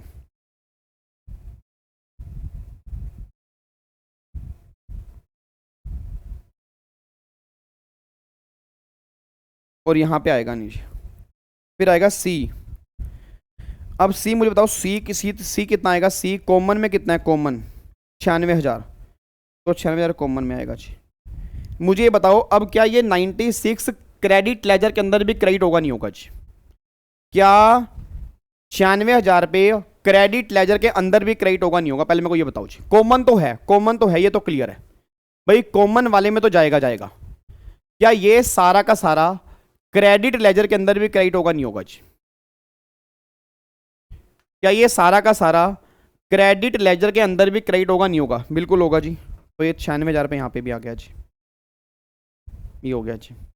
अब आ जाओ, अब आगे देखो, अब आ रहा हूँ मशीन डी। ध्यान से पढ़ना, मशीन डी बहुत ध्यान से पढ़ना, नई बात आ रही है अब। हेलो अंकल, बस बस बस मेरे बच्चे, बस मेरे पास, शाबाश। मैं कह रहा हूँ भाई साहब कमाल कर दिया आपने यार, सही बता रहा हूँ, बहुत कमाल कर दिया आपने। बस 2 पॉइंट रह गए हैं, देखो क्या लिखा है। मशीन डी परचेज आपने किया 1 अप्रैल को, 2 साल पहले आपने परचेज की थी, आपने 2 साल पहले परचेज की थी, 2 साल पहले। For being exclusively used in manufacturing product Z, product Z की मैन्युफैक्चरिंग के लिए। प्रोडक्ट जेड क्या है? एग्जम्प्टेड। ओके, फ्रॉम 1 अप्रैल, मतलब इस 1 अप्रैल से such machine will also be use for manufacturing product X and Y. अब इसको एक्स एंड वाई में भी यूज कर रहे हो, तो अब ये यूज हो रही है कॉमन, अब यूज हो रही है कॉमन। याद करो, पहले एग्जम्प्टेड में फिर कॉमन। हाँ जी, समझ आने लग रही कि मेरी बात? पहले एग्जम्प्टेड में फिर कॉमन। अब अगर पहले एग्जम्प्टेड में फिर कॉमन, तो मुझे इतना बता दो पहले तो, ये 1,92,000 रुपये कॉमन में जाएगा नहीं जाएगा? 192 कॉमन में जाएगा नहीं जाएगा? 192 कॉमन में जाएगा नहीं जाएगा जी? अरे हेलो ऐश्वर्या, मैं शिकायत लगा दूंगा बच्चन साहब को। 2 साल का क्यों हटा देंगे? क्या मैं अब 2 नए लोग के अंदर क्या 2 साल का माइनस करके दिखाते हैं, या बाद में ऐड करके दिखाएंगे? मेरे को गुस्सा मत चढ़ाओ जी, मैं कूद के जान दे दूंगा यहां से। क्या 5% इसमें से माइनस करके दिखाएंगे? क्या 5% इसमें से माइनस करके दिखाएंगे? मैंने क्या बोला? आपने पहले एग्जम्प्टेड में किया, फिर कॉमन में किया। क्रेडिट हमेशा पूरा लेना है आपने, क्रेडिट हमेशा पूरा लेना है आपने। इसको बाद में ऐड करके दिखाएंगे 5% ईच क्वार्टर वाला। अभी कुछ नहीं करना यार, अभी कुछ नहीं करना। कंफ्यूज क्यों हो रहे हो बिना बात के? बिना बात के कंफ्यूज क्यों हो रहे हो? अभी कुछ नहीं करना, अभी तो हमें पूरा लेना है, पूरा। तो क्या ये 192 कॉमन में जाएगा? तो 192 कॉमन में तो जाएगा डी, 192 कॉमन में तो जाएगा। अब मुझे बता दो, क्या क्रेडिट लेजर में इस साल क्रेडिट होगा नहीं होगा? क्या क्रेडिट लेजर में इस साल क्रेडिट होगा नहीं होगा? क्या क्रेडिट लेजर में इस साल क्रेडिट होगा नहीं होगा जी? कॉमन में तो चला गया। क्या क्रेडिट लेजर में इस साल क्रेडिट होगा नहीं होगा? यस या नो? होगा नहीं होगा? 100% यस होगा। क्यों होगा? क्योंकि जब ये पहले एग्जम्प्टेड में यूज किया होगा उस टाइम आपको आईटीसी मिला ही नहीं होगा। सर जब आपने इसको पहले एग्जम्प्टेड में यूज किया होगा, मेरे बच्चे, मेरे बाबू, मेरे नोनू, मेरे भिंडी, मेरे शिमला मिर्च कलर के बच्चे, जब आपने इसको पहले आपने एग्जम्प्टेड में यूज किया होगा, तो क्या उस टाइम पर क्रेडिट आपको मिला होगा? इसका नहीं मिला होगा ना। तो अगर क्रेडिट मिला ही नहीं होगा, अब मिलेगा, तो क्रेडिट लेजर में तो जाएगा जाएगा। तो ये भी 192 में ये चला जाएगा जी। ठीक है जी। अच्छा अब आ जाओ, अब आओ मशीन ई पर आओ। मशीन ई देखो जी, मशीन ई परचेज ऑन 1 अप्रैल, 3 साल पहले। भाई साहब एक मशीन ई है। हेलो अंकल, अंकल एक मशीन ई है, ई 3 साल पहले परचेज की, 3 साल पहले, 3 साल पहले परचेज की। For being exclusively used in manufacturing X and Y. Oh my God, मतलब पहले वो टैक्सेबल में यूज हो रही थी और अब वो कह रहे हैं कि उसको आप जेड में भी यूज कर रहे हो, मतलब अब वो कॉमन यूज हो रही है। मतलब पहले टैक्सेबल में फिर कॉमन, पहले टैक्सेबल में फिर कॉमन। तो मैंने को ये बताओ, क्या ये क्रेडिट कॉमन वाले में जाएगा नहीं जाएगा जी? क्या ये वाला अमाउंट कॉमन वाले में जाएगा नहीं जाएगा जी? क्या ये वाला अमाउंट कॉमन वाले में जाएगा नहीं जाएगा? 288 क्या कॉमन वाले में जाएगा नहीं जाएगा? बिल्कुल जाएगा जी, 288 कॉमन वाले में जाएगा जी। मशीन नंबर ई तो कॉमन वाले में जाएगा 288, ये कॉमन वाले में चला गया जी, जाएगा। मुझे तो क्रेडिट लेजर में जाएगा नहीं जाएगा, बस मेरे को ये बता दो जी, क्या क्रेडिट लेजर में जाएगा या नहीं जाएगा? ये मेरा टेबल है ना टूट जाए। क्या क्रेडिट लेजर में जाएगा नहीं जाएगा? बस ये बता दोगे ना, मान जाऊंगा आप भाई साहब खतरनाक हो, जबरदस्त। क्या क्रेडिट लेजर में जाएगा नहीं जाएगा? अब तो आने लगा है मजा पढ़ने का, अब तो आने लगा है मजा पढ़ने का, क्वेश्चन बढ़िया हो रहे, मजे क्वेश्चन हो रहे। नहीं जाएगा, क्यों नहीं जाएगा? क्यों नहीं जाएगा यार, मजा आ गया। क्यों नहीं जाएगा? यस, क्योंकि सर पहले मिल गया होगा, क्योंकि पहली सप्लाई टैक्सेबल थी, पहले सप्लाई टैक्सेबल थी, तो जब वो टैक्सेबल थी उस टाइम ही आपने क्रेडिट इसका ले लिया होगा, तो दोबारा से क्रेडिट लेजर में क्यों दिखाओगे? इसलिए इसमें नहीं जाएगा। अच्छा, अब देखो क्या क्वेश्चन है, बताओ, गिरा हुआ क्वेश्चन बताओ, सामने आंसर निकल के आ गया। अब बताओ कॉमन क्रेडिट कितना निकल के आ गया जी? कॉमन आ गया 96,000, प्लस में 1,92,000, प्लस में 2,88,000, ये आ गया 5,76,000 कॉमन आ गया जी। ठीक है, और 38,400 ये है, 96,000 ये है, 1,92,000 ये है, तो 3,26,400 ये है जी। 3,26,400 आपका ये निकल के आ गया। अब मुझे बताओ जी, अब मुझे अपोर्शनमेंट किसकी करनी है? ये तो मेरा आंसर निकल के आ गया भाई, इतना तो क्रेडिट लेजर में जाएगा, ये तो क्रेडिट लेजर के अंदर क्रेडिट होगा। अब मेरे को अपोर्शनमेंट करनी है। अब ये 576 को डिवाइड किससे करेंगे? डिवाइड कर दोगे 60 से,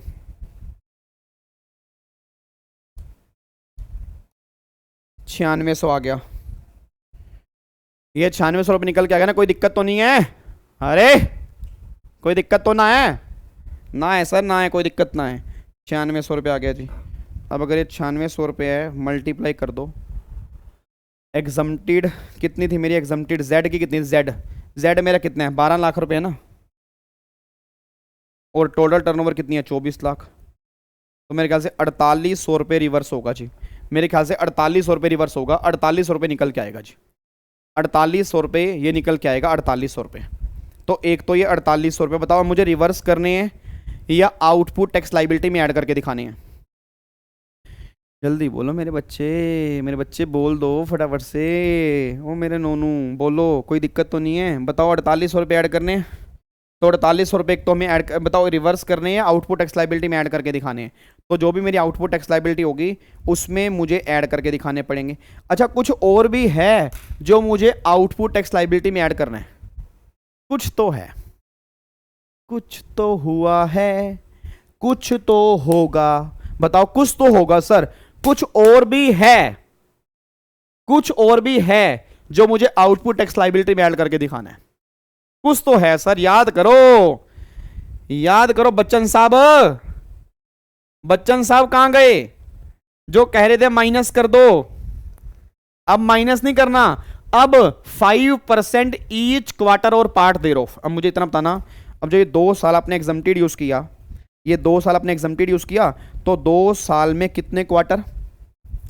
2 साल में कितने क्वार्टर? तो 2 साल में कितने क्वार्टर होते हैं? 8 क्वार्टर होते हैं। एक साल में 4, तो 8 क्वार्टर मल्टीप्लाई 5%, कितने परसेंट हो गया? 40% हो गया। तो अब यहाँ पे आईटीसी कितने हैं जी? आईटीसी 1,92,000 रुपये है, तो 1,92,000 रुपये का 40% अगर मैं निकाल दूंगा, तो 1,92,000 रुपये का 40% अगर मैं निकाल दूंगा तो 76,800 रुपये ये भी मुझे पे करना है, 4800 ये भी मुझे पे करना है। ये आउटपुट टैक्स लायबिलिटी के साथ मैं पे करके आऊंगा जी। बताओ, ये चीज़ें हैं यार। कहाँ है रूल नंबर 43? मुश्किल बताना कहाँ है? एक बार समझने की बात है, बस सिर्फ एक बार समझने की बात है, मुश्किल मुश्किल कुछ नहीं है सर।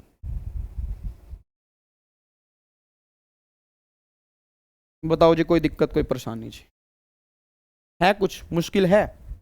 दिल पे हाथ रख के बोल देना, मुश्किल है? नहीं है सर, बच्चा कह रहा है सर है।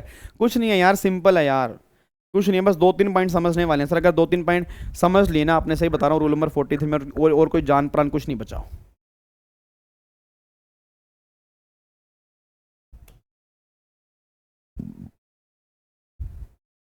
डन है जी, तो ये पॉइंट निकल के आ रहा है जी।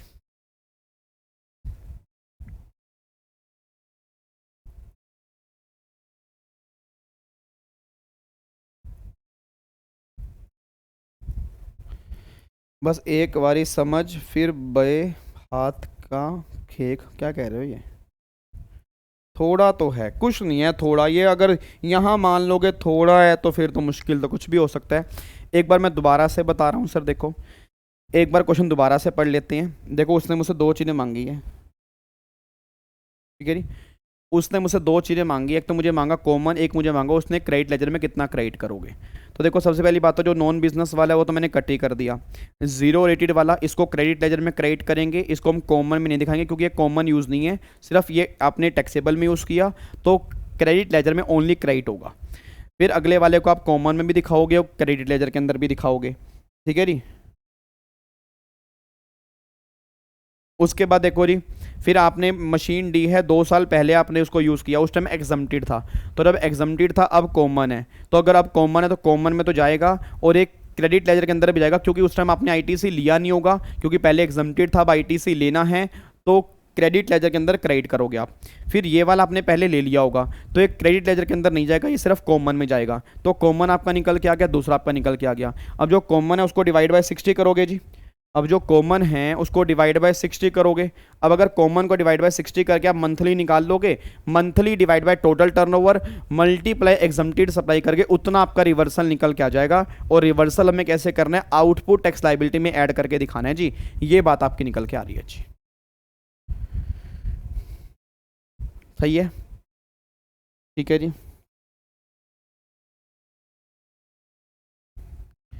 अब जब ये क्वेश्चन करोगे ना तब आएगा मज़ा। तो क्वेश्चन नंबर 3 आपका होमवर्क है, ये मेरे को तो बेस्ट क्वेश्चन लगता है जी। वैसे मेरे को उम्मीद नहीं है सीएस प्रोफेशनल के अंदर ऐसा क्वेश्चन बनेगा, मेरे को उम्मीद नहीं है, बट कुछ नहीं कह सकते सर। देखो क्या पता 12 नंबर का बन जाए, कुछ नहीं कह सकते, बट हमें तैयार होकर जाना है। देखो जी, मतलब हमें इस तरह से तैयार होकर जाना है कि भाई साहब रूल नंबर 43 ना, जो लोग कहते हैं कि मुश्किल लगता है, हम ना कहें मुश्किल है, हम ये कहें कि भाई साहब ध्यान से समझोगे तो समझ में आ सकता है। कोई ऐसा कोई तीर नहीं है, कुछ नहीं है, समझने वाली बात है, बस दिमाग को यहाँ टिकाने वाली बात है जी। तो ये क्वेश्चन आपका होमवर्क है जी।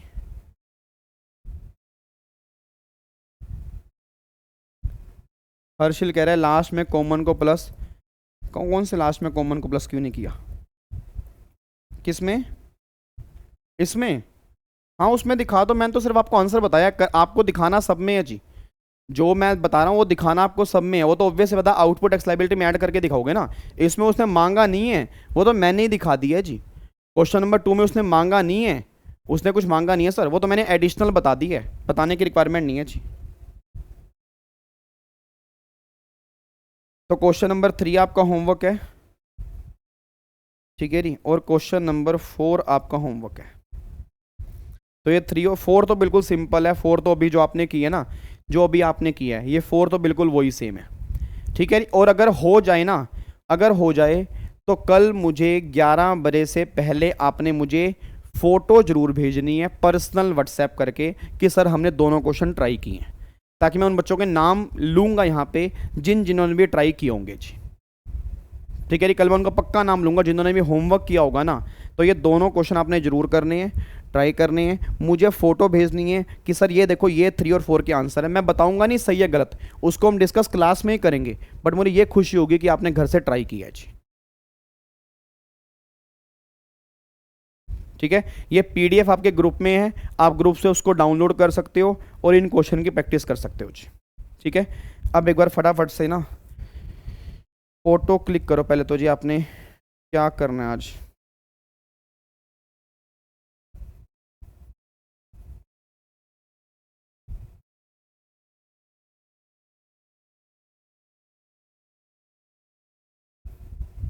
ये लो जी,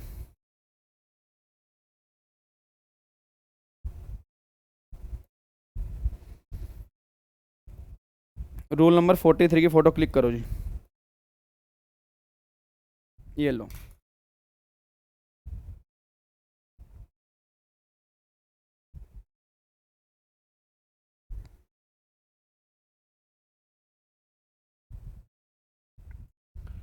फ़ोटो क्लिक कर लो जिसकी,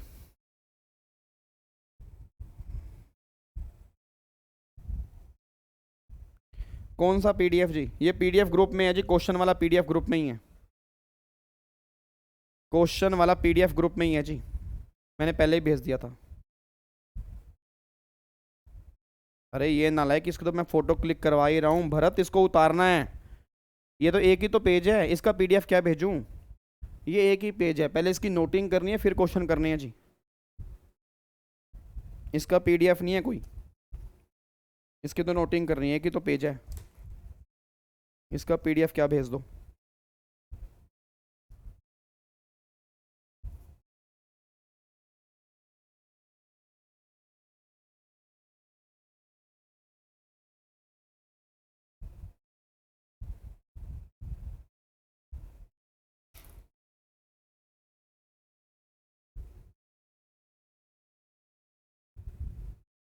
sir common to taxable, yes Nisha बिल्कुल सही कह रहे हो, वो तो पहले ट्रीटमेंट हो ही चुका होगा ना, अब हमें ट्रीटमेंट क्यों करना है?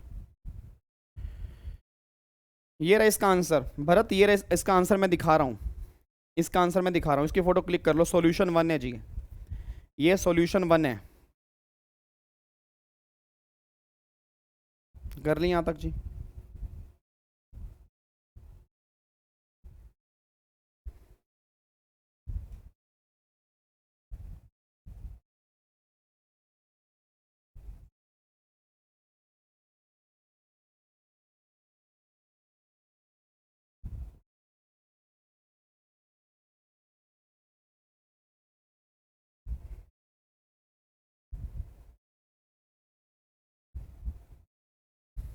हो गया जी?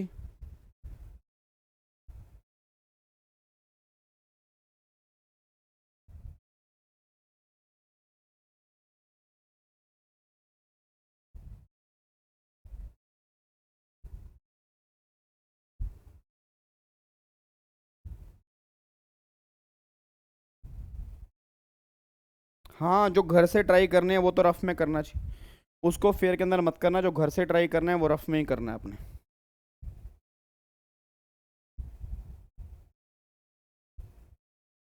डन है, ये सॉल्यूशन नंबर 2 है जी, ये सॉल्यूशन नंबर 2 है।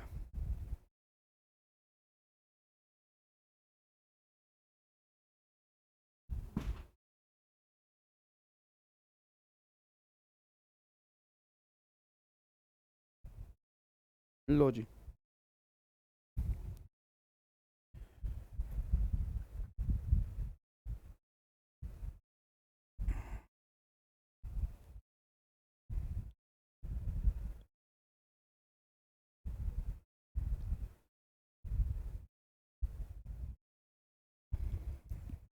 डन है जी, बस जी।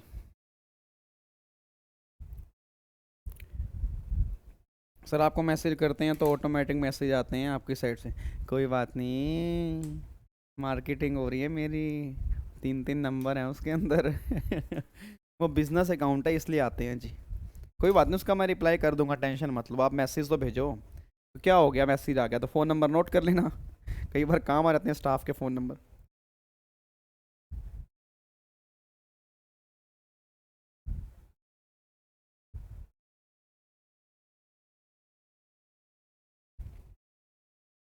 डन है जी,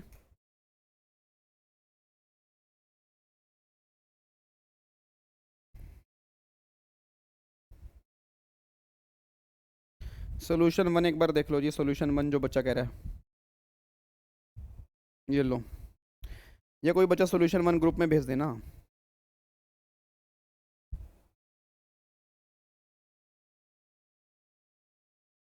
ठीक है जी, कोई बच्चा बाकी इसको ग्रुप में भेज देना सोल्यूशन 1 को जी, जिसका रह गया वो वहाँ से नोट कर लेगा जी।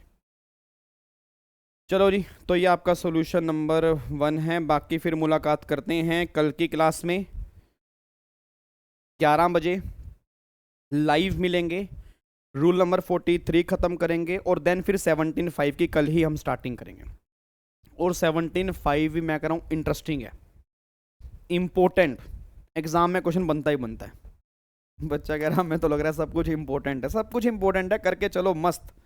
ठीक है जी, चलो तो फिर बाकी मुलाकात करते हैं कल की क्लास में 11 बजे सेम जगह। ओके जी, bye bye, tata, thank you so much, जय हिंद, God bless you, love you all, bye bye. Homework करो जाके और मुझे भेजो, जिन जिन बच्चों ने होमवर्क किया 3 और 4 क्वेश्चन ITC के आपके होमवर्क है जो आपने करने हैं। ठीक है, bye bye, take care, God bless you जी, बाय बाय।